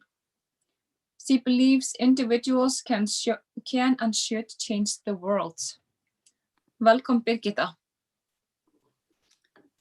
Hi, thank you very much for everything I've heard today, and I am so sorry about this long biography. I didn't know that it was going to be read entirely. So back in 2008, I was deeply inspired by an article by Naomi Klein and a book called Shock and Awe. And it was basically about how during times of crisis, there is an opening for profound change. And usually those that get to implement the change are the ones that know how it works. And we have, you know, for example, the Patriot Act as a result, because they were ready with that when 9/11 happened. But back in 2008, when we had this massive opportunity, this massive crisis, we weren't ready. Those of us that felt that we needed to change our societies to make them work for everyone, not just a selected few. And so I got really engaged, and I became a member of all kinds of think tanks and stuff, and all kinds of activist groups, and there were so many of them you could actually choose, and you would actually meet all kinds of different people, not always the same old, because in Iceland we are so few, so you usually just have always the same activists to you know, carry the responsibility of driving progressive ideas. So it was incredibly inspirational, and I really felt that we were at a point in our society where we could actually push fundamental change. Now, I've been an activist ever since I can remember myself. I have never been able to help myself from stepping in if I see something unjust, or if somebody is bullying somebody or something like that. It's just, it's both an amazing thing to be like and a terrible curse. Anyway, so it's so strange to, I find it so difficult to be just speaking to that green dot on my screen, because usually what gives me the greatest pleasure in life is to actually talk directly with the people and sense their feedback. It's so important, that human dimension of interaction in real space. But this current crisis is certainly teaching us a lot of new ways of interacting. Anyway, so in 2008, 2009, a lot of us were coming together to figure out how we could build new Iceland. You know, how we could utilize this crisis to bring around profound change. And one of the things I was, since I've, you know, I used to organize protests a lot throughout my life, and of course culture events and so forth. And so I was sort of the only person that's been organizing protests every week just before the crisis, like for 9 months outside the Chinese embassy, because I was so appalled by the treatment of the Tibetans.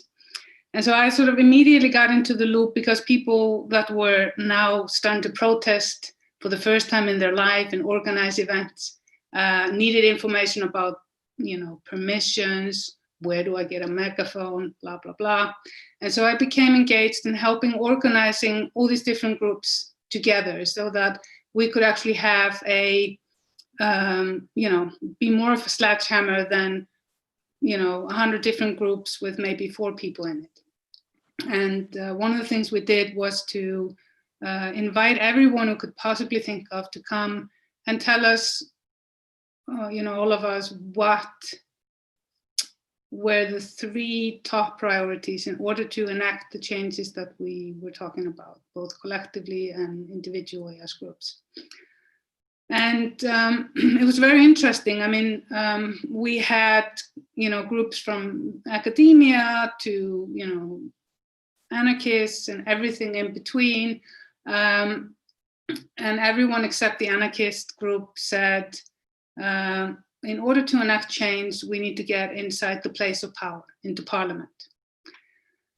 And so our task after that meeting was to help facilitate that and create a movement that had an aim to actually get into parliament. Now, I have to say, and this is very, very important to me, I have never dreamt of being in parliament. I have never had any aspirations of being a so-called politician, because obviously.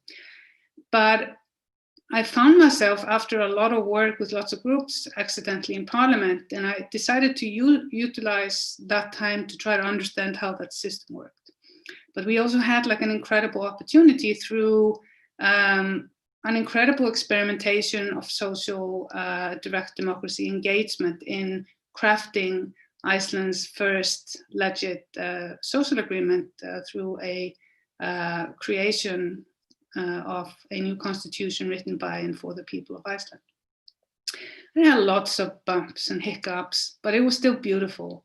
And the result from all that work, and I'm not going to step through it, you can find a lot of information about this online through the Constitutional Society in Iceland. But we actually, the result was a constitution written in an incredibly inclusive way. And just reading the preface to it, the prelude, just every time I read it out loud, I get really humbled, and I often weep a little bit, because I just feel so happy to be part of that type of society that identifies through that vision of who we are collectively. Now, unfortunately, the parliament and the government at the time didn't understand, and this is the critical point, is that if you want to use crisis as a vehicle for change, this is very important right now, because we are, having like multitude of crises happening in globally and locally right now. If you want to get real changes done, you have to do it quick, because those that used to have power, when they get back on their feet, they will use their knowledge of how the system works to stop any drawback on their power. So there are like a few critical things to keep in mind. One is like what Clifford is doing, and many of you within the Zeitgeist Movement and those of you that have been speaking today, I've noticed the common thread, and that is very important to see and makes me very hopeful. And that is to gather people from different groups to work collectively on something that you all can agree on, is your priority collectively. Because if we don't have a collective priority and a collective vision, like Kristin Vala was talking about, then we're just gonna have like 1,000 splinter groups where everyone believes that their vision is the correct one. So we have to prioritize what is the most urgent thing to fix, so we can start to fix all the other things. Because obviously there is no magic formula, but there is a lot of experience that has already been lived in so many different parts of the world. So, you know, obviously, I don't know if you all agree with me, but I feel that we need to rethink, like Kristin Vala was talking about, the economics, the way we value things. We need to rethink the concept of sharing, cooperatives and so forth, so that we can draw as many people as possible into that. Like with what Einar Bergmundur was talking about, there's actually a really good documentary about exactly what he is talking about, called The Take, that was actually directed by Naomi Klein. And it's about this cooperative movement in Argentina after the massive financial crisis and the destruction of infrastructure by demands from the IMF and so forth. Like we used to call them in Iceland when we had them, the international motherfuckers. Anyway, so I think, you know, I found it and I shared it on the YouTube channel, because I think it offers a lot of inspiration. So it's about workers in Argentina that figured out that there was a loophole in the law so that they could actually, if a factory, say a sewing factory or an industrial factory was shut down because of bankruptcy, there was a right for if it had been abandoned, the workers had the right to actually take it over and start afresh with it. And the first take like that was actually done by a lot of elderly women in a sewing factory.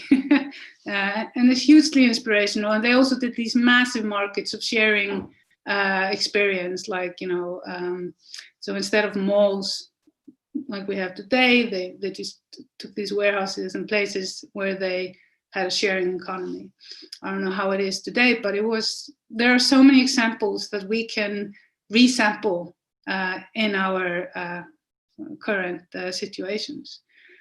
And one of the things I really feel that we have to address is the fact that so many nations that are so-called developing nations, and what I would like to call progressing nations rather, is that they are burdened with so much debt. And I don't understand why there isn't more demand, because we have to restart somewhere, right? Have like a blanket, debt forgiveness, and particularly to poor nations that are burdened by these huge debt. And I really think also that people need to familiarize themselves with how the current system works. Because we are burdened also by one almighty God that is present all over the world and is present in our lives. And it's the God of law, because laws are like an almighty law. If you break them, you can end up dead, or you can have your freedoms taken away from you, or your family punished. And so we need to look at enacting change like we were in power, even if we don't.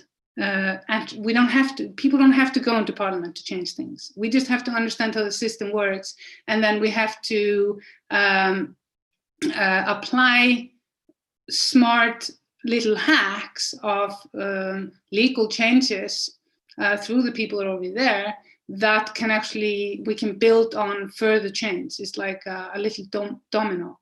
And this is why, for example, when I was in parliament, I put a lot of effort in a set of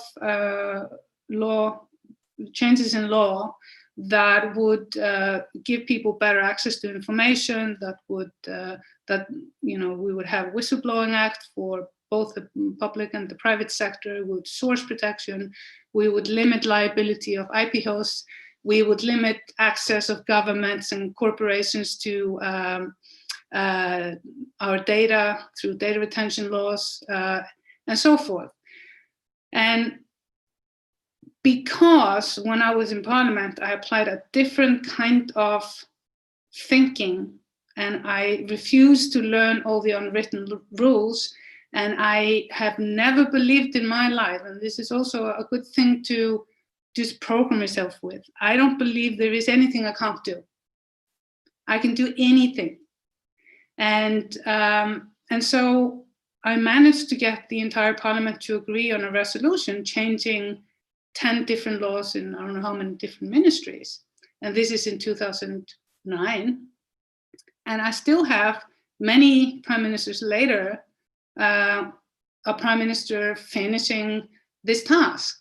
And this has never happened before. And I kept telling other parliamentarians, you can do this too. I'm not unique. I just got a unique idea on how to do stuff, use it. Because usually there is this notion that parliaments are powerful, but they transfer all their power to the executive branch, and then the executive branch transfers that power to the lawmaking firms that are often owned by industry. And actually, if you think about who writes the laws, it's actually these law firms. And so as soon as you know that kind of stuff, you are better equipped to come up with solutions that are fundamental solutions. And so right now, obviously I was really inspired by the Zeitgeist Movement. And I even, as a parliamentarian, you have this thing that you're supposed to go and meet your constituency, ever so often. And instead of going to businesses or other sort of governance bodies, I decided to have a free documentary thing where I invited everybody to come to and see a documentary with me. And the Zeitgeist film was the first one that I did. And it was totally full. It was really cool, the cinema.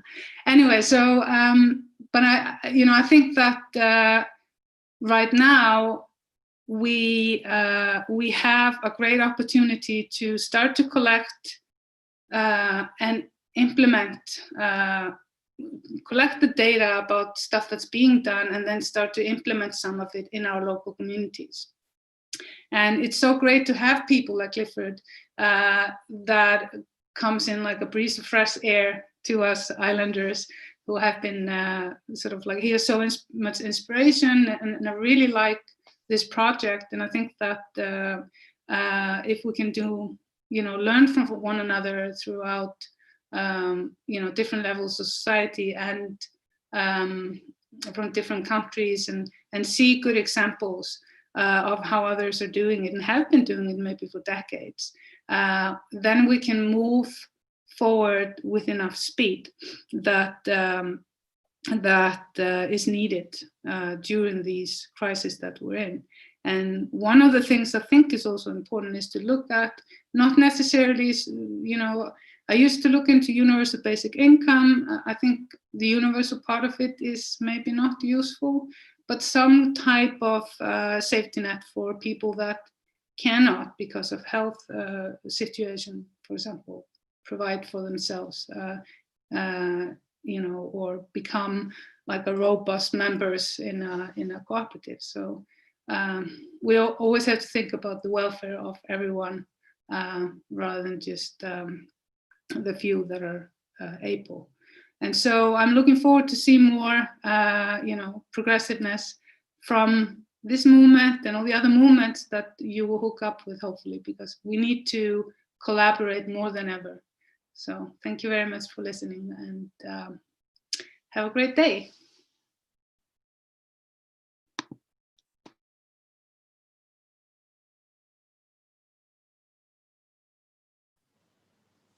Thank you for that, Birgitta.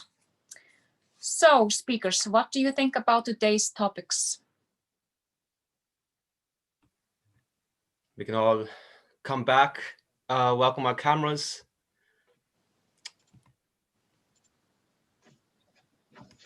Here I am. Yeah. So, can I say first of all, maybe you have a question. Everyone. Can I say first of all, thank you everybody. Yeah. Very interesting and informative. I loved every presentation. Yes, I'm sorry I forgot to mention you, Giorgio, because I really enjoyed your presentation too. But you were the first one, so you didn't have to. No, but it was really a good beginning. So it was to set the tone. Maybe Svandís, what do you think? Do you have any questions for us? Well, I've already received some questions. Oh, okay. From online, so. All right. Would you like to get one? It's for Giorgio. Could you help us to translate works of John McMurtry into Ukrainian? We need your help in order to deal with rights on translations and publications. Well, I studied a little Russian when I was young, but I don't think it would be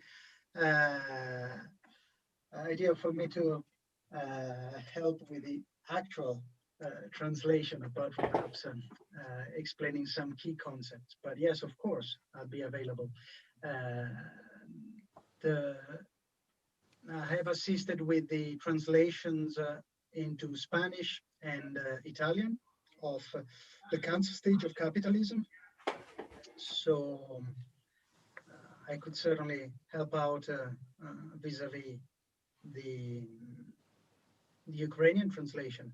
I don't think that there should be any big issue as regards any rights.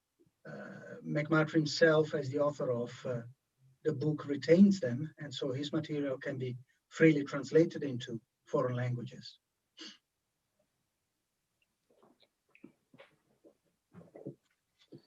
Right, and there is somebody here wanting to get Vala Ragnarsdottir's slides for her talk. Is that possible?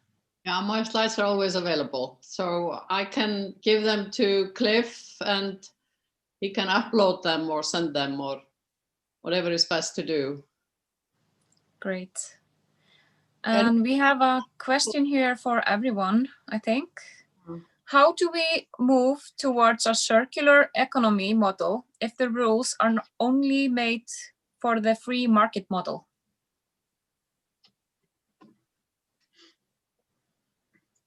It's not enough just to take the take some stuff and recycle it and then continue as before.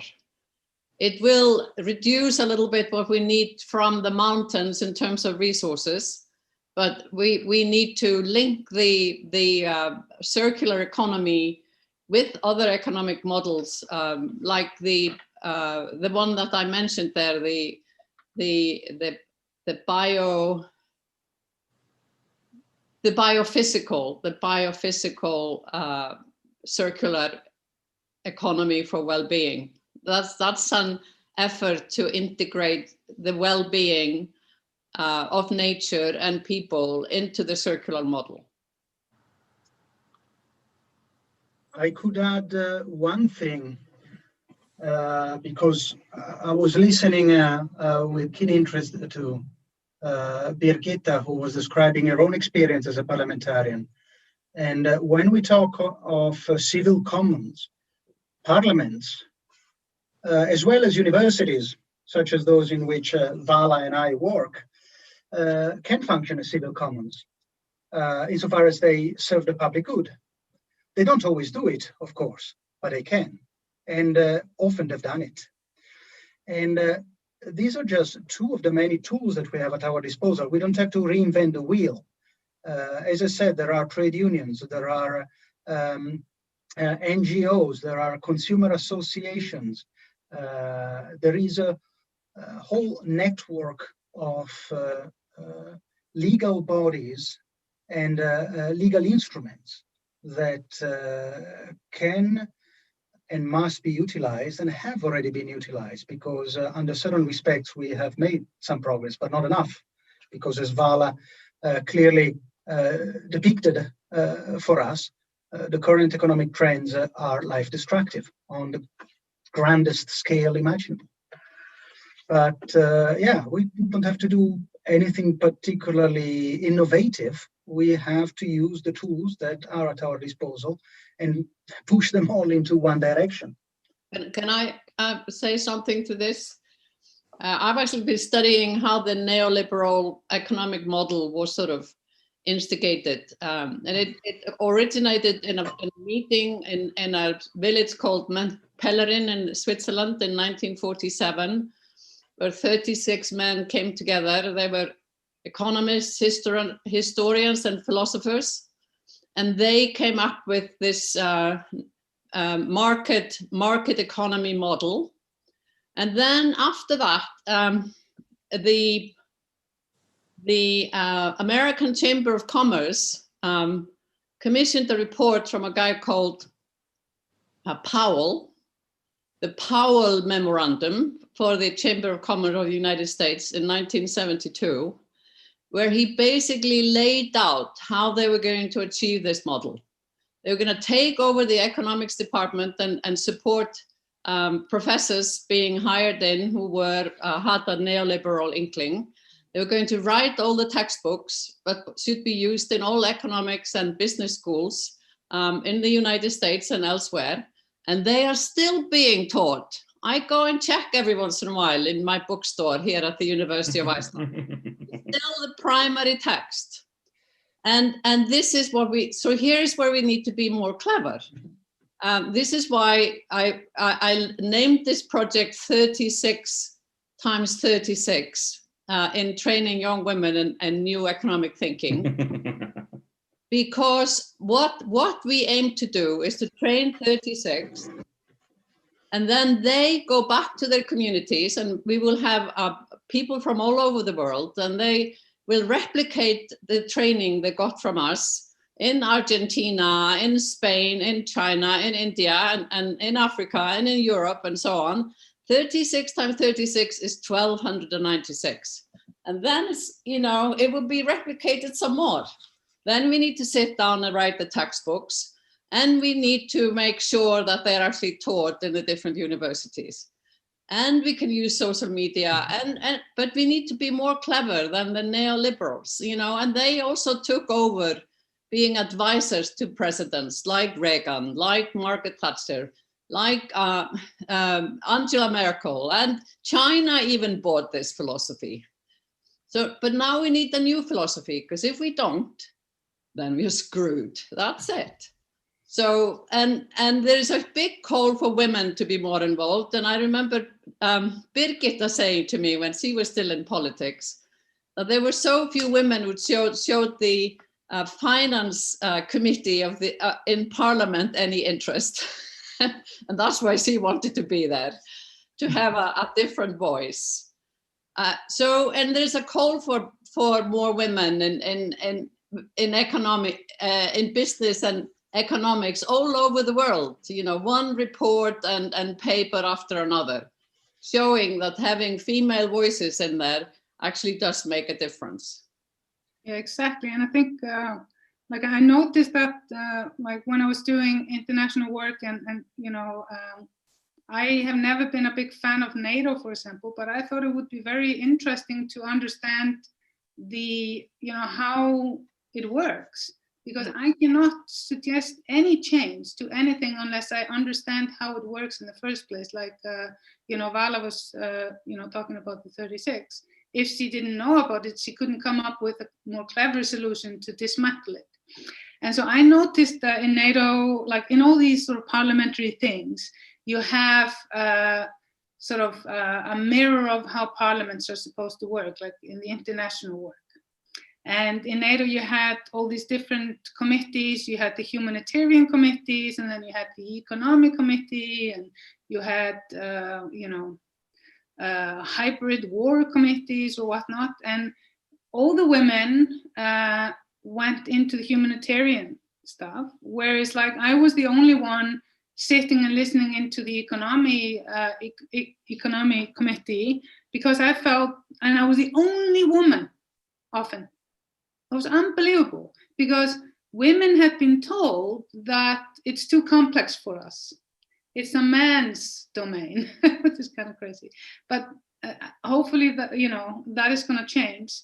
And the same applies with, if you want to change and fight for the climate and Earth, why in the world would you select to be in the environmental committee? You should go into the industry committee, because that's where you get the changes needed.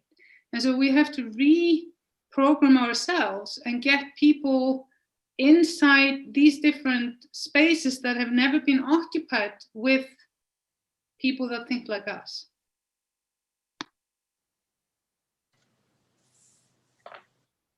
Yes, are you ready for more questions? Here's one from Canon.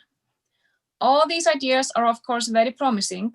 When people try to implement them, they come across many real-world hurdles.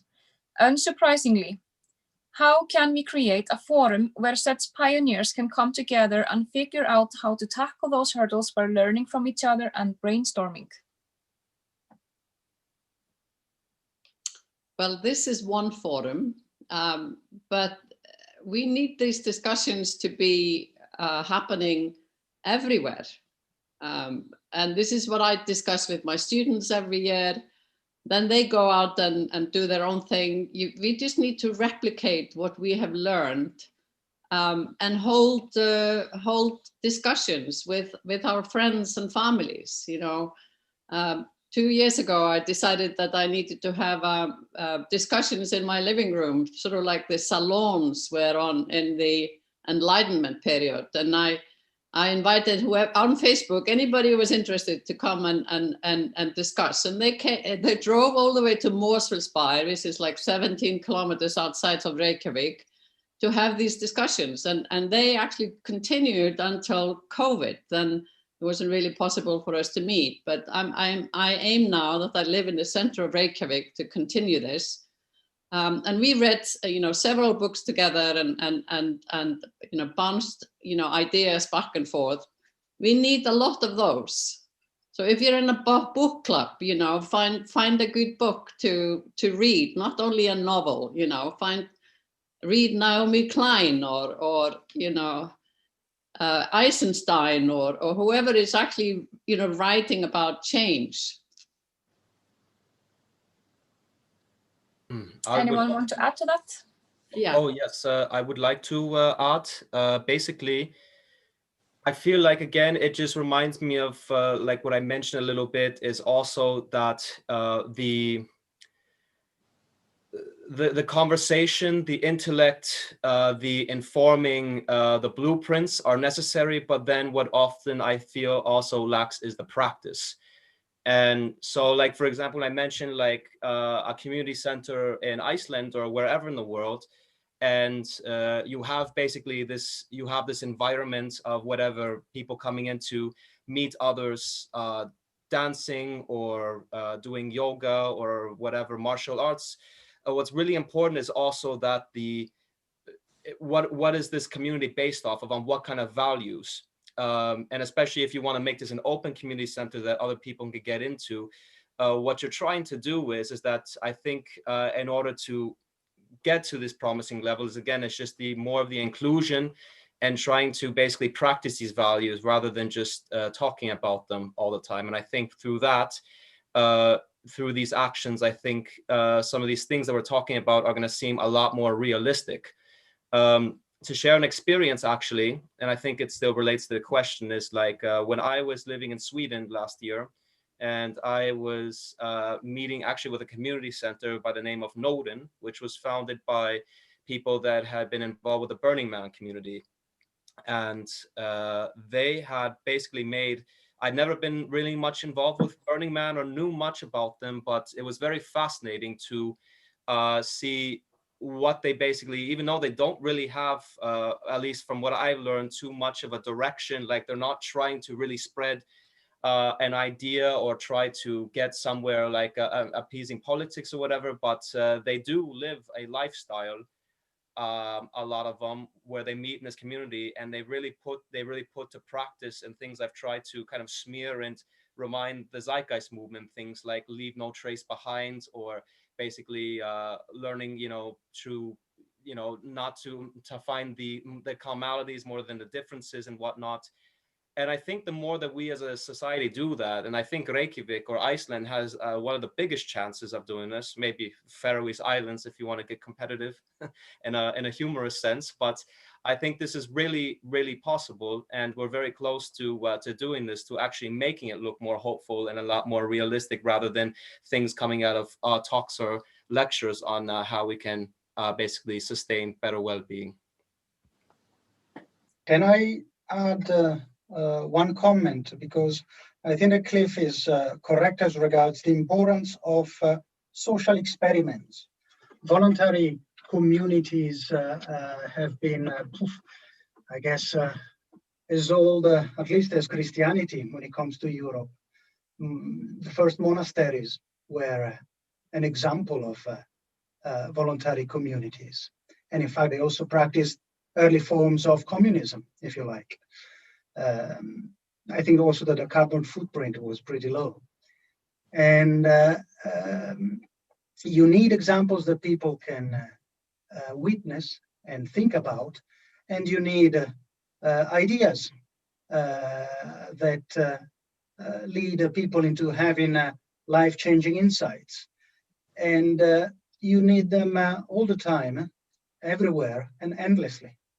We will never have one forum that reaches everyone. We will never have one example that will convince everyone. The Soviet Union didn't work in that respect, for example, or the Paris Commune either. We've had, or the Christian monasteries, to go back to my early example. So, as I think the lifelong commitment of at least three speakers here to politics and activism exemplifies, we just have to reach as many fora as possible, to promote as many social experiments as possible, and try to convince and change the lives of as many people as possible. If enough millions of people do it on Earth, then there will be hope. Yes, exactly. I was just thinking about little drops of water.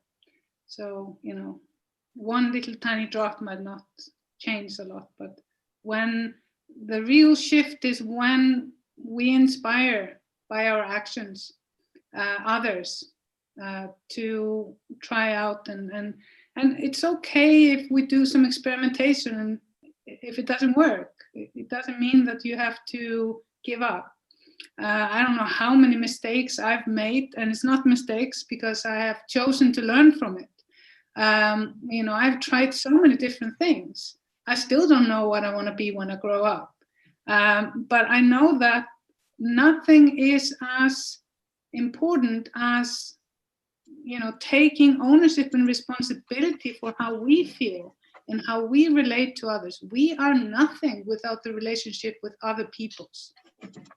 And so if we preach some kindness and shift to others and do not implement it ourselves in our own lives, then it's never going to work. But we can always change. It's okay. We can always change what we're trying and see if it doesn't feel right. Like Giorgio said, there is not one way. There are many ways. That's the beauty of it.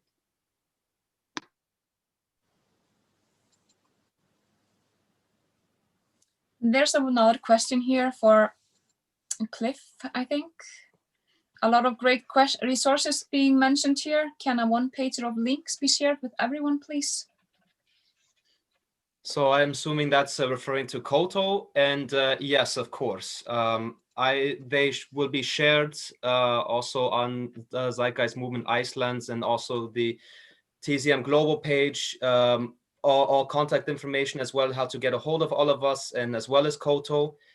For the new thing, it's still in the groundworks and ideas and trying to meet with people to make it work. So you'll have to just keep you'll just have to keep an eye, or keep how do you say again, just I don't know, just keep on the lookout for it, basically, for when we have something a little more established. It's yeah, but Koto would be the one I think to pay attention to the most, because they are over there in Finland on the rise of actually making something happen. So I highly recommend looking at their YouTube channel, their website, and that will all be listed a little bit later after the meeting has passed.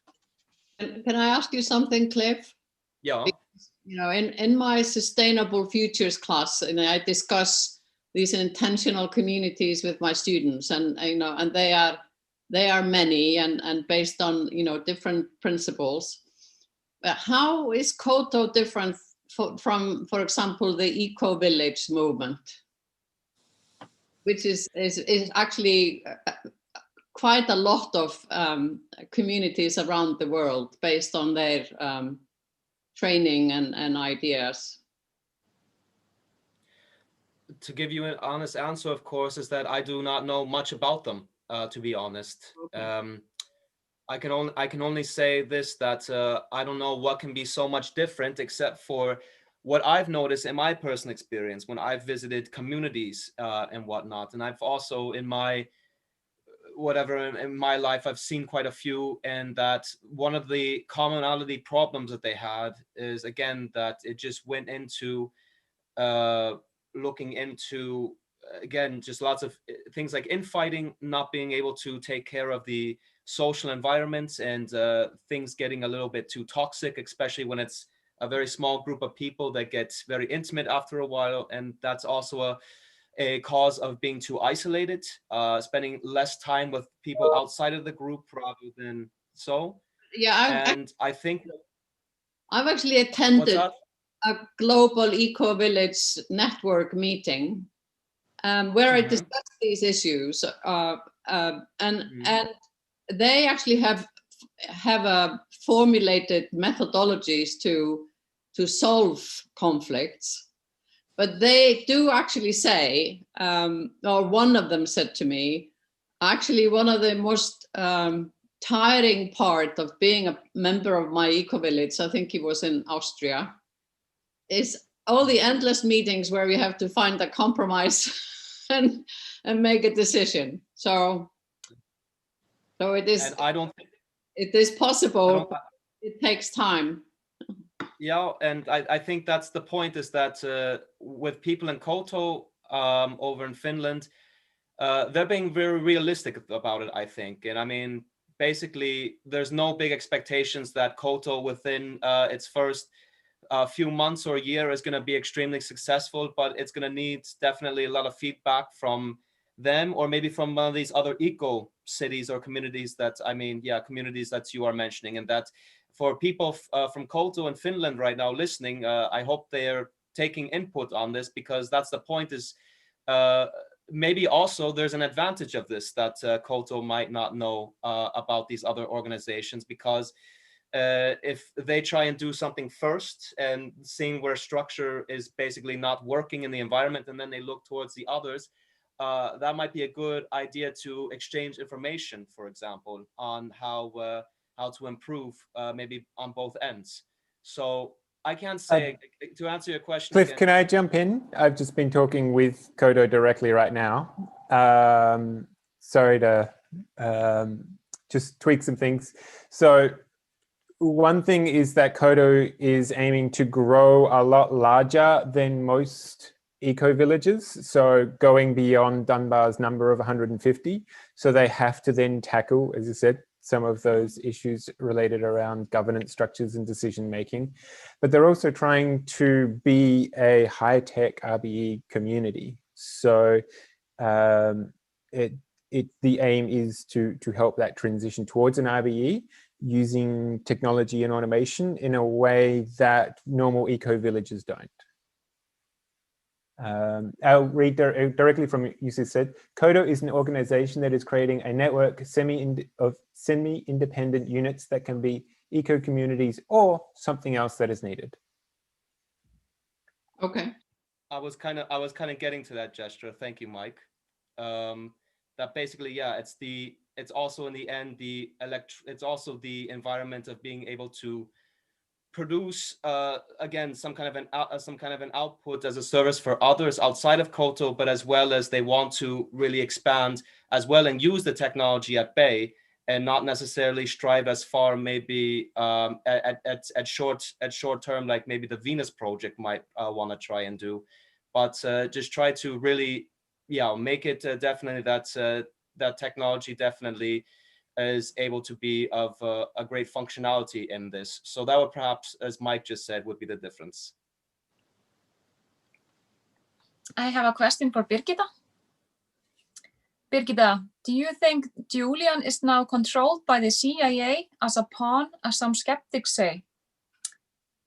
Question by Pro Solis. No, absolutely not. And yeah, just no. I heard so many different theories. He's controlled by Russia, CIA, blah, blah, blah. He's just controlled by himself. He's a very egotistical person. So I don't think he's controlled by any clandestine organization. And then we have here to the speakers, especially Clifford. What do you all think about permaculture? Can you speak on that? From Alkjört. I can do that. Yeah, you go first, Vala.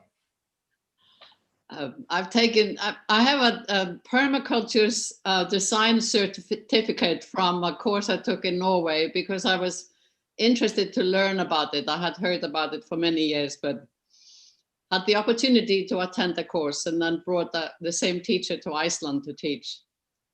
I think permaculture is great because it's based on ecological principles.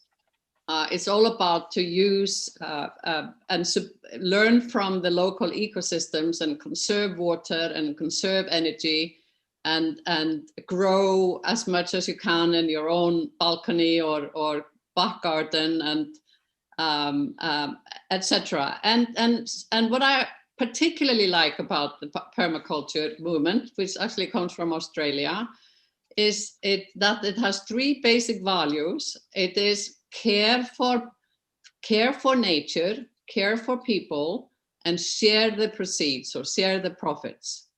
What could be better, If we all lived according to that, we wouldn't be in the trouble we have now. Yeah, and I can also jump in and say that definitely this is of interest to people working in Koto. And I also have an interest in it. I don't have the background or certificate as Vala does, but I definitely see it as something that should be applied and looked into a lot more. So, yeah.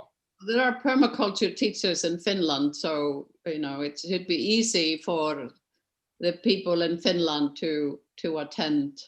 Yeah, like that's the thing, is that I don't know. I'm involved with my involvement, just so everyone knows, that with Koto has been limited, because I've been just included in chats. I know the people from there are also people involved in the Zeitgeist Movement, so I've met them, I know them personally, and that was another reason why I wanted to get involved with Koto, because I thought this is cool. But there's many types of chats, and there's different things concentrated in how to make Koto possible. It's not just one feed. So there are perhaps conversations about premature culture or whatnot that's happened that I do not know about. So again, I encourage everyone looking into the links that I will post later, and also asking them and engaging in discussion. And I'm sure it will be very much appreciated. And on my behalf, if you want to talk about it with me another time. Here's a question from Justin Megatron. Will the UBI be a possible transition over to the Venus project, or another better studied societal structure? I'll jump in for that. I'm not a spokesperson for the Venus project, but I feel like that's kind of, at least from other people that I know from the Venus project, that's kind of a split answer. We're not necessarily, like in the Zeitgeist Movement, people were actually firstly promoting the works of Jacques Fresco and the Venus Project in the early days, and some still do and some don't. And then there are people that, again, they're very split on this subject, where the UBI, or a universal basic income, is really a stepping stone towards a to getting to what they would call a resource-based economy, or otherwise post-scarcity society, if you want to put our economy. So it's a little bit split, I think, how to get there. And I think somebody from the Venus Project should really answer it. But I mean, anyone here that is familiar with Jacques Fresco, I don't know what where they make their mind on that to make it possible. Can I step in here? So I've looked a little bit into the universal basic income aspect of a new economy. And actually, what it looks to me is that the experiments that have been done, they're all positive. And they range from being done in Finland, in the UK, in Canada, all over Africa, etc. And basically, you know, there was one article in one of the British newspapers, I can't remember which one, where, or maybe it was even in The Economist, that said that the reason why, you know, that the best way to hand money to the poor is to actually give it to them. And that was after they did an experiment with, I think, 14 homeless people in one of the cities of the UK. After a year, 9 of them actually had found a place to live.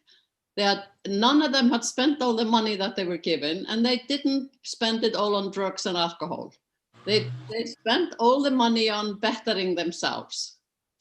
There's an experiment from the 80s in Canada, where one village, you know, raised everybody's income, which was like 30% of the people in that village were under the poverty limits. They raised everybody's incomes to the poverty limits. And then this data was not analyzed until 30 years later. And actually the outcome was not only better for the people who received this and the families who received it, but also the next generation, you know. Kids stayed longer in school. Girls had children later. Those who had children, they spent some time home with them. They had better education, etc., etc. So I think it is a one step into having a regenerative economy, but it's not the only step. I think that in regard to this, I think actually the study on the homeless people was in Canada as well, and they selected specifically people that were not dealing with severe mental illness and drug addiction. That may be another study. This one was definitely, I'm referring to, was in the UK. Okay, because it is heard on the BBC like last week, an episode. Anyway, in regard to the reason why I am interested in universal basic income is not necessarily because of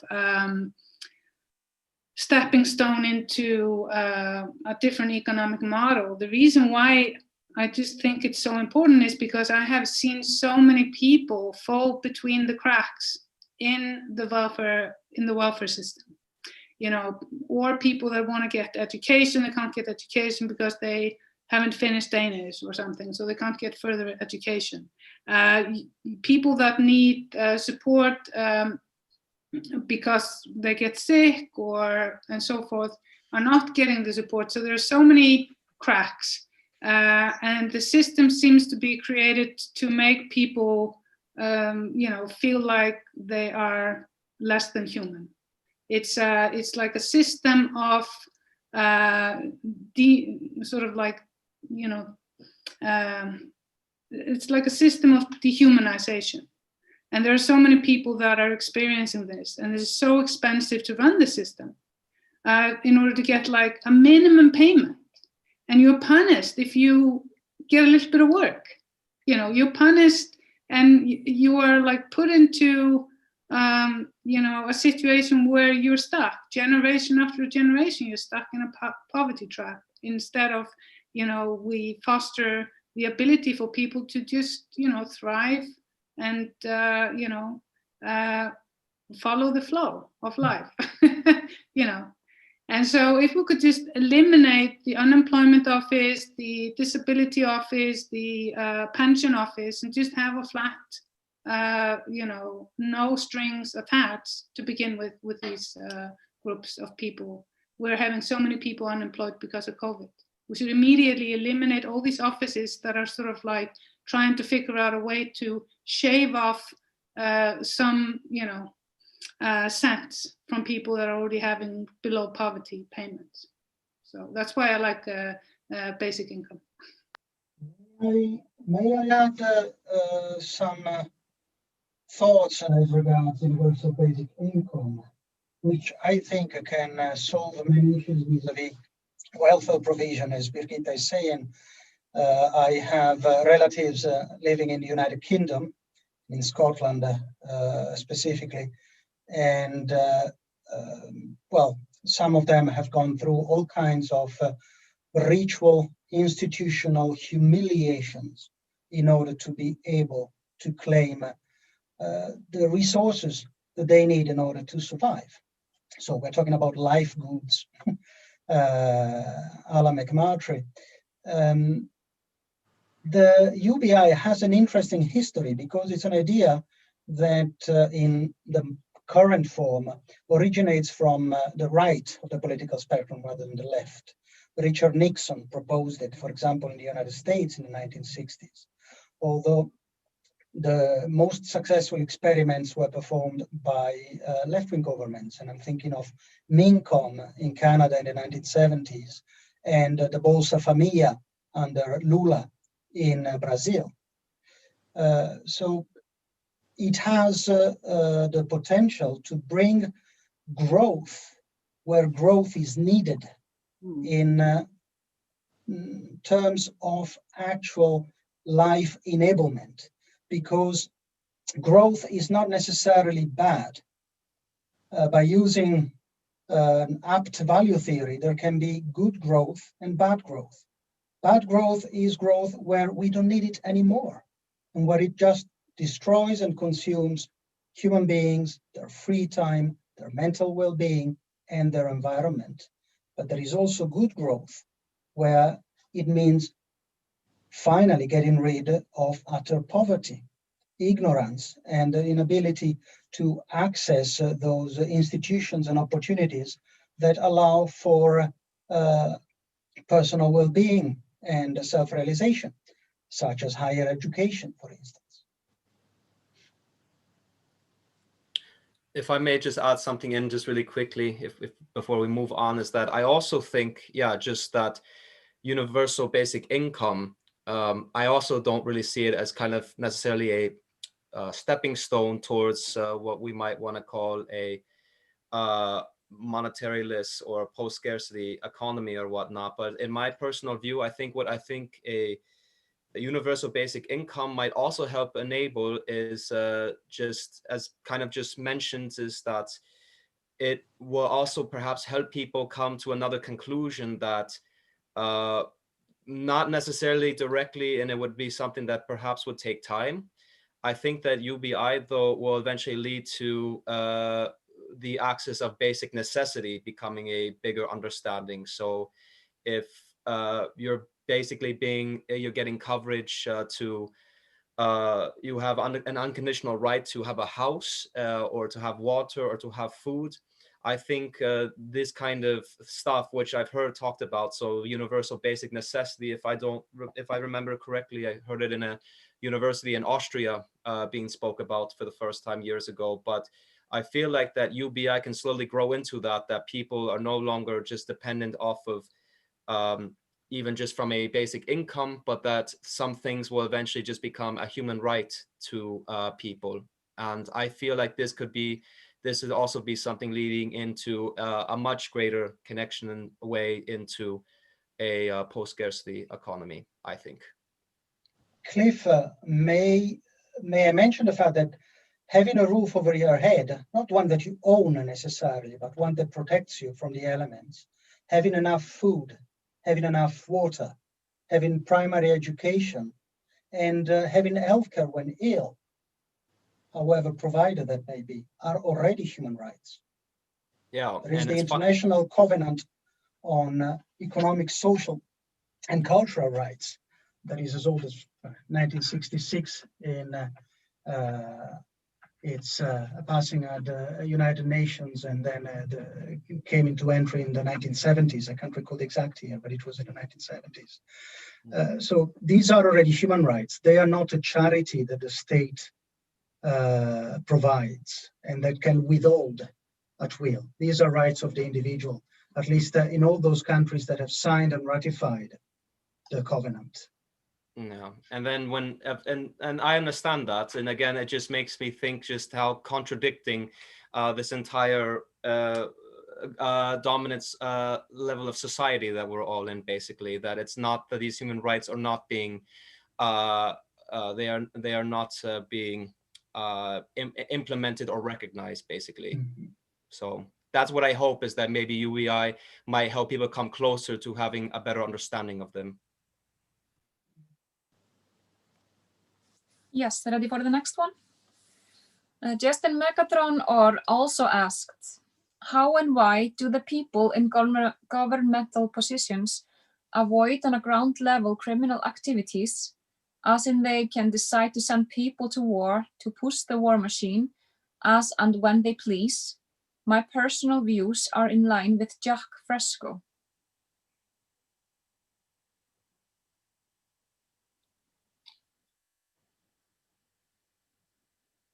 Anyone else here also familiar with Jack Fresco, the founder and architect of the Venus Project? He passed away a few years ago at 101.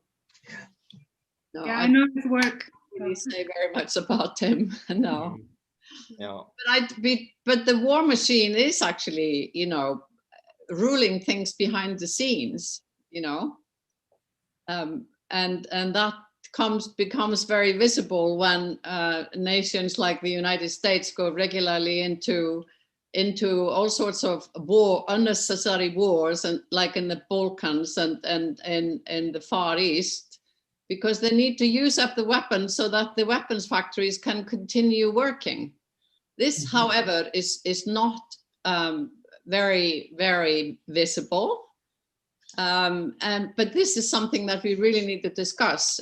Compare, for example, how much money, I wrote this in some paper a few years ago. I compared how much money was supposed to go into the Green Sustainability Fund for the Sustainable Development Goals to the international war budget, and it was much lower.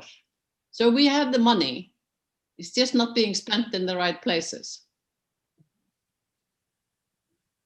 Money has never been a problem insofar as states can create it at will.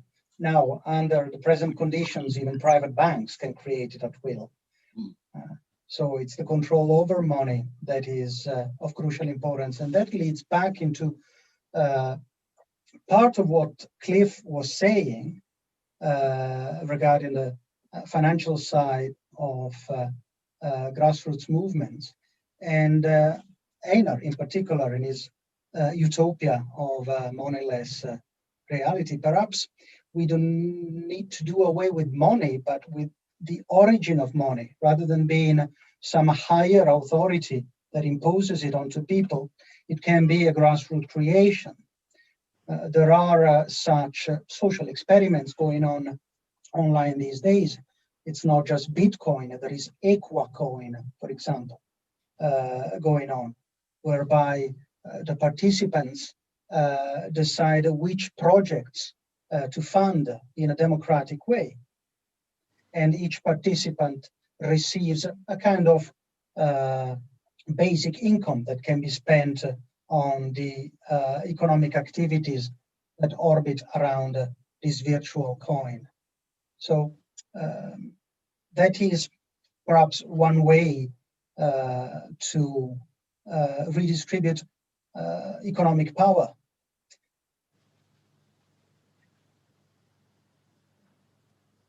it's like what we were talking about the other day when we were chatting, that, you know, that a dead tree is worth more than a living tree. And I think that applies on all fields and what this system has to say to all living beings, including us people.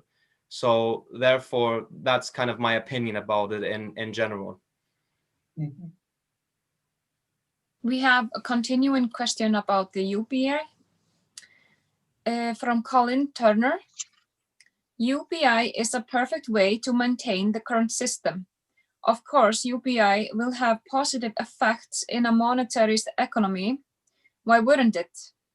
The question ought to be how it solves consumerism, ecocide, and an endless growth economy.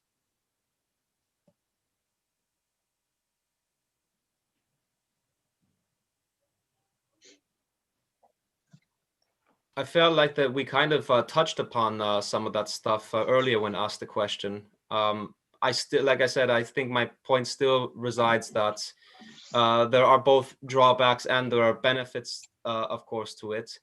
I feel like, I think it was Vala that mentioned just like when they did the UBI, it's in Finland, I believe. I mean, yes, I'm very sure that's where it's going on, and just looking into the very that people were not like using it to booze out or whatever, or go on spending sprees or whatever, but a lot of people are actually taking advantage of sustaining themselves, and that doesn't always mean consumerism, I think, in the end, if that answers part of the concern or the question. The universal basic income experiments that have been done before have never paid out enough money so that people actually can go on spending sprees. It's actually provides the basic needs, or helps provide the basic needs to give people some dignity. I think that is the main aim. Exactly, and I feel like that's exactly where it's going for, because you're not getting a big sum of money or whatnot. You're getting yourself to basically take the stress or the weight off your shoulders off, so you can basically function again if you're in a very difficult situation, of course, financially.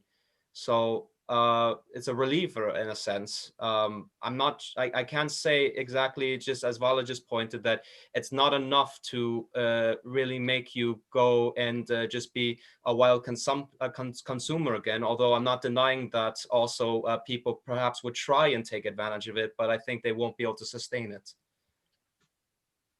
If I may add to the consumer part of it, because we haven't really discussed it much, is the fact that you know, I've been living in the last maybe a year below poverty, and been really enjoying not buying anything except food and maybe a light bulb or something. And I've never been much of like just buying stuff for the sake of buying stuff. But honestly, it doesn't really matter how much money you make. You always find ways to spend it. You know what I mean? You never have enough. And so I think the biggest shift we could do to protect the environment is that each and every one pledges to stop being a fucking stupid tourist in like a low-cost fast food tourist industry. And secondly, stop buying batteries that you cannot recharge. Demand that shops actually will sell you rechargeable batteries. There is like no supermarket in Iceland where I can buy rechargeable batteries. But you know, at the counter, I can go and buy batteries that are going to end up in a landfill, most likely. Not everyone recycles. So demand that you can buy military-grade printers, military-grade cars, refrigerators, phones that are not going to break down after 5 years. And stop, by all means, taking responsibility for the petroleum industry, for plastics, for example. The responsibility is not on us as individuals. It's on these corporations that have been abusing this planet for so long, and we buying their crap. You can't even recycle most of this plastic. is just going to be burnt in Sweden or in a landfill somewhere. So, you know, don't buy their bullshit. Tell Shell to, you know, go F themselves. May I add a point, because I think that Birgitta was spot on with regard to what people can do as consumers. And that is one of our economic phases. We have several phases. We are consumers, we are producers, we are investors. If you have any disposable capital that you can put into a bank or into a pension fund or whatever. And so there are ways in all these economic functions that we each individually perform that can help us steer the ship in the right direction. But then we are not just economic agents, we are political agents. So we can vote for certain parties. We can put pressure on our MPs and representatives. We can participate in the political life of our community and enroll in a political party. There are trade unions, there are NGOs. So there are many things that we can do, and we have to do them all. And so do more and more people whom we can convince through our social experiments or our inspiring talks and fora. But it is also very important, I think, to add the responsibility of the supply side, not just the demand side, because here we've been focusing on demand, starting with the UBI and so on. There must be strict rules and regulations that are forcibly applied, stopping industries and also financial corporations from facilitating life-destructive practices, such as, for example, the arms industry. If a country made it impossible or very difficult for its banks to invest money into the military sector, that would help. This is something, for example, that has been discussed repeatedly by, well, the heads of the Catholic Church since Benedict XV during the First World War. So it's old ideas that, you know, need refreshed and need pushed forward with every generation. I was thinking while we were all discussing how many of the things we have said about well-being not being measurable in terms of GDP, advertising making us stupid and making us buy a lot of crap, as Birgitta rightly calls it, and the war machine as guiding political decision-making in the United States of America. All these things can be found in the work of John Kenneth Galbraith, one of the greatest economists of the 20th century. In fact, it ended in 2004. But he is not taught in our universities.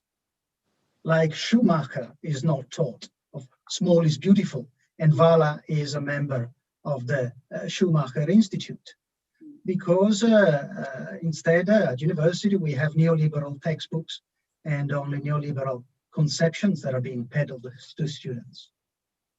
So yeah, we have brought together so many levels, and with each level we have also envisioned ways, tools, instruments that can be used in order to improve things, which makes me very hopeful.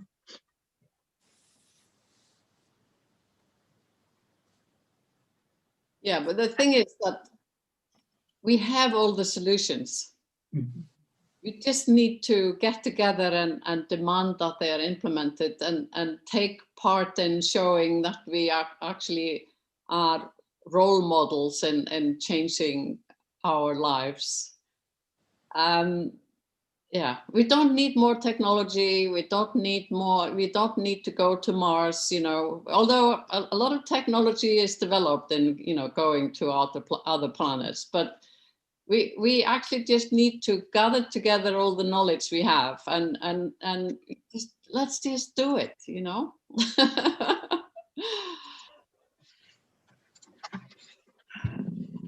So we have one final question.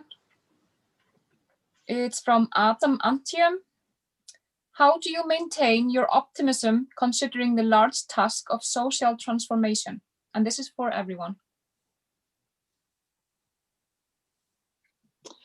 This is a question my students often ask me.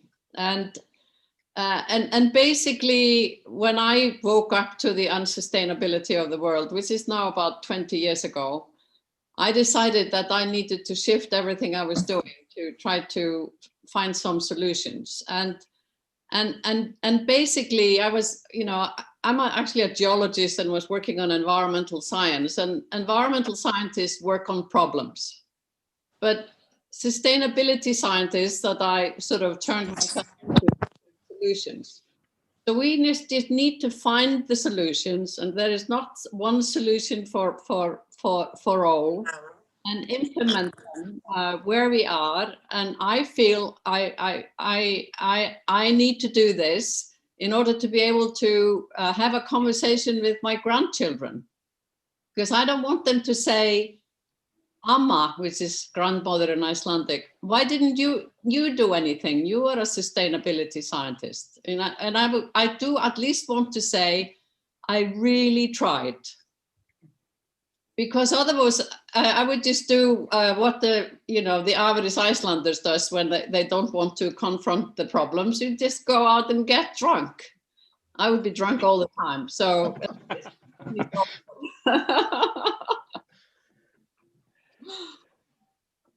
I can drop 2 pennies here, because the reason why I keep being optimistic is that I'm a student of history. And I look back, I see horrible cruelties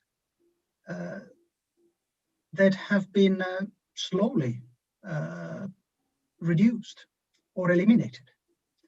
We have made enormous progress as a species in a relatively short time.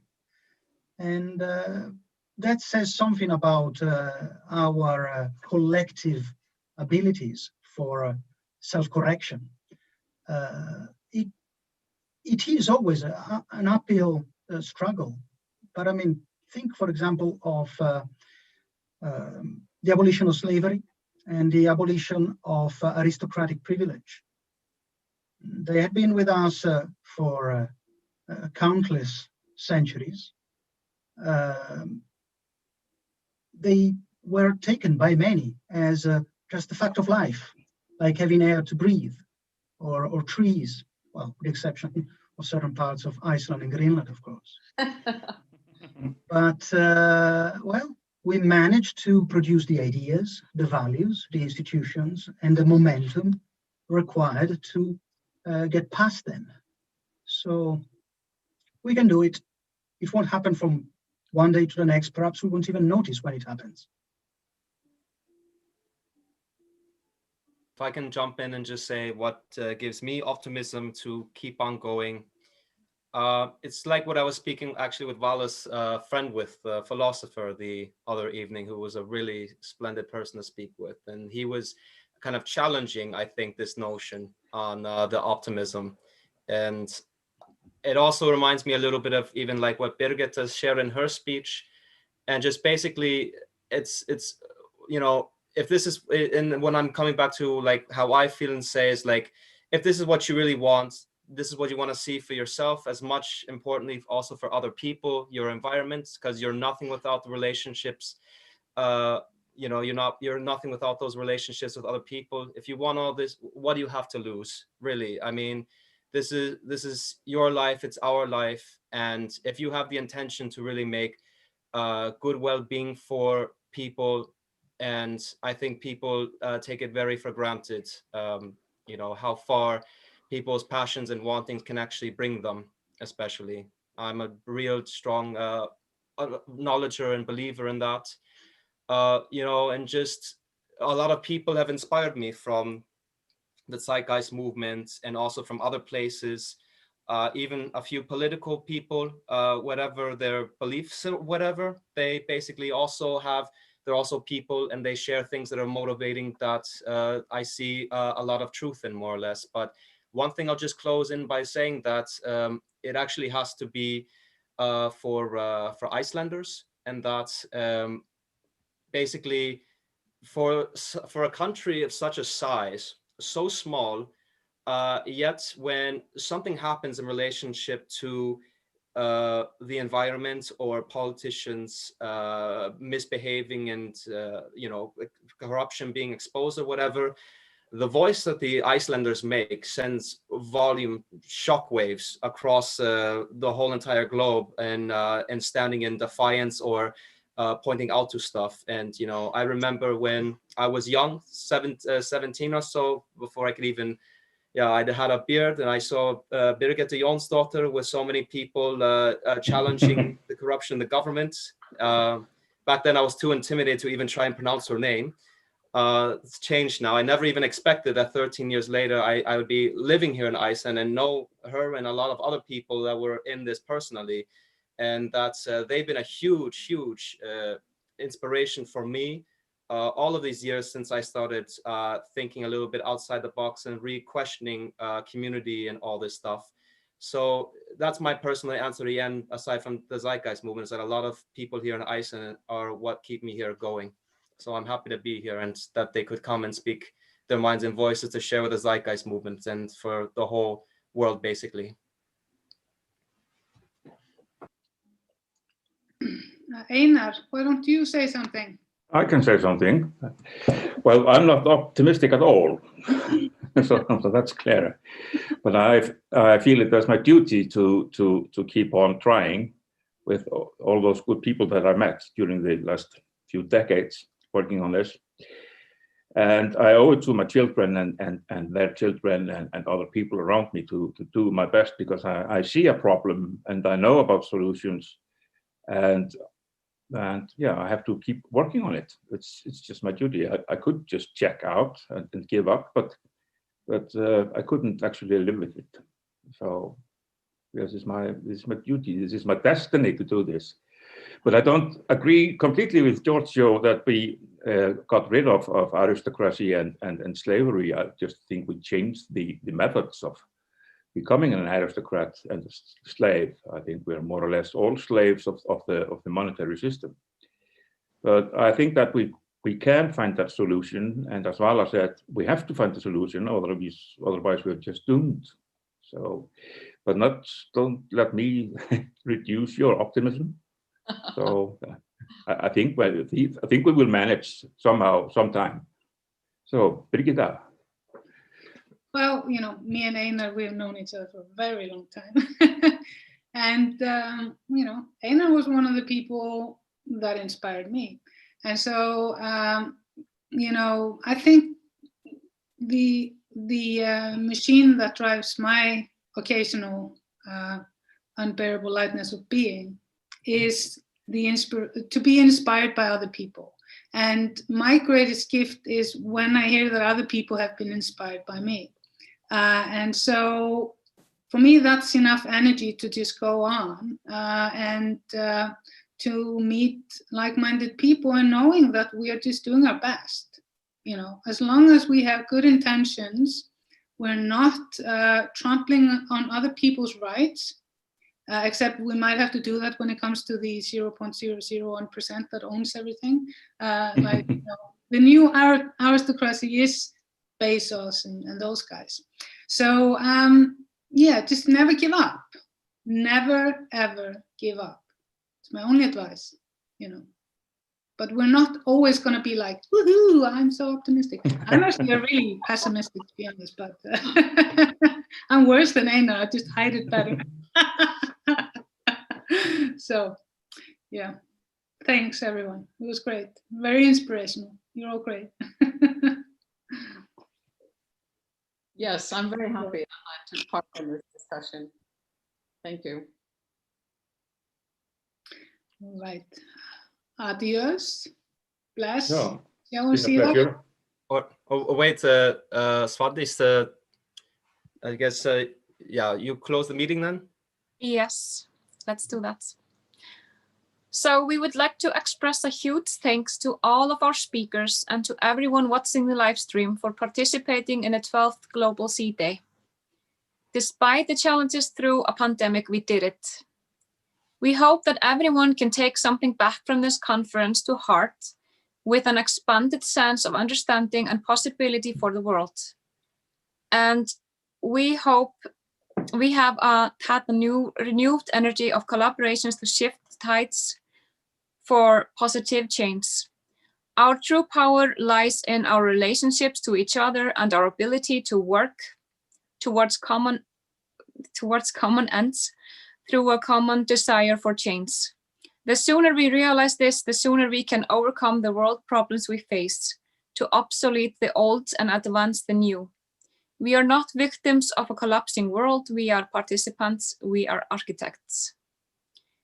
While the conference portion of our event has concluded, we now move to our live-themed after-party. Volume will be hosting this year's Global Sea Days after-party in their studio in Reykjavik. There will be 3 DJ sets with each DJ playing 1 hour each. Our DJs this year will be Karla Rosemary, playing minimal house and deep house, Eyvindur Eggertsson, playing deep house and tech house, and the rock grandmother, Andrea Jónsdóttir, playing Icelandic and international rock and alternative. There will also be interviews with our artists after each of their performances. This after-party live stream will be moved over to TCM's Iceland's Facebook page. For a direct link, please visit www.zeitgeistmovement.is. We hope you all enjoy the show. We also have a few important announcements to make concerning TCM before continuing out to the after-party. As of today, we would like to initiate a new milestone for the movement, which has become known among many as TCM 2.0. For over 10 years, TCM's role has been to bring awareness of possibilities and introduce a train of thought for realizing progress and sustainability in the world. Over that time, we helped spread some key understandings, the flaws and contradictions of the current system, the 1% injustice, the urgencies of ecological crisis, the trends and implications of technology unemployment, political mechanism like a universal basic income, structural systematic awareness, and fostering exploration beyond the labor for income system. Humanity's collective consciousness is emergent. Our circumstances constantly change. As a movement, we must also emerge and adapt, and be willing to meet reality and existing systems where they are at.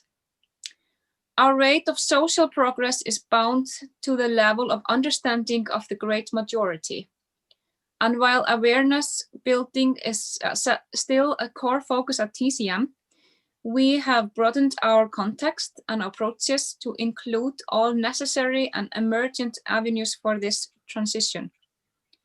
These approaches include intentional communities, co-ops, use shared libraries, political legal mechanisms, public banking, and collaborative design platforms, culture and music activities, to name a few.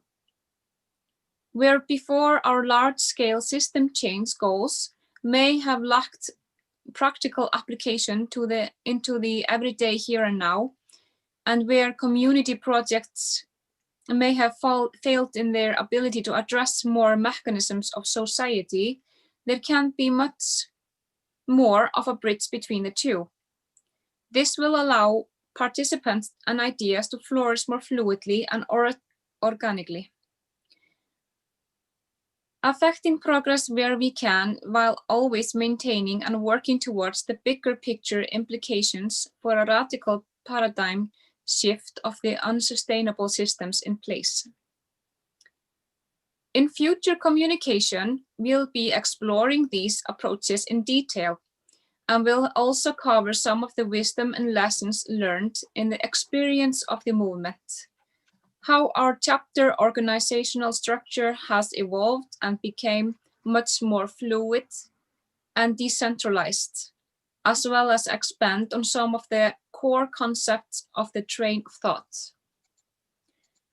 Also, TCM has updated itself with a new code of conduct for involvement to ensure a more productive and friendly environment for activism.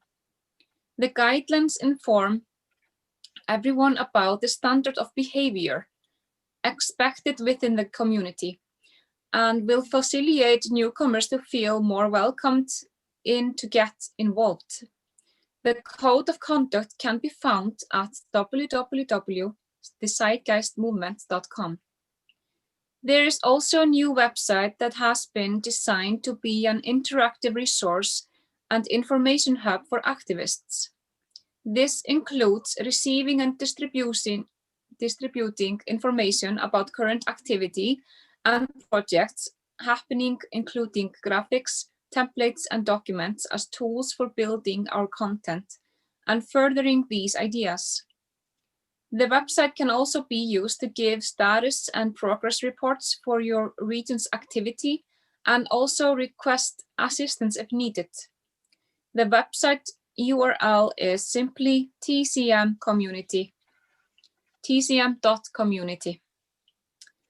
For anyone that would like to gather and talk about this new TCM 2.0 states and what you think that should mean, as well as discussing your thoughts on this year's Global Sea Day event, you're welcome to join TCM's Discord server at 11 UTC, Iceland time tomorrow on Sunday, for an open meeting. Directions for accessing the Discord server, as well as finding links to our official social media platforms, can be found at our main website, www.thezeitgeistmovement.com. And so, to conclude, we wish you and everyone else in the world to stay healthy for the rest of 2020.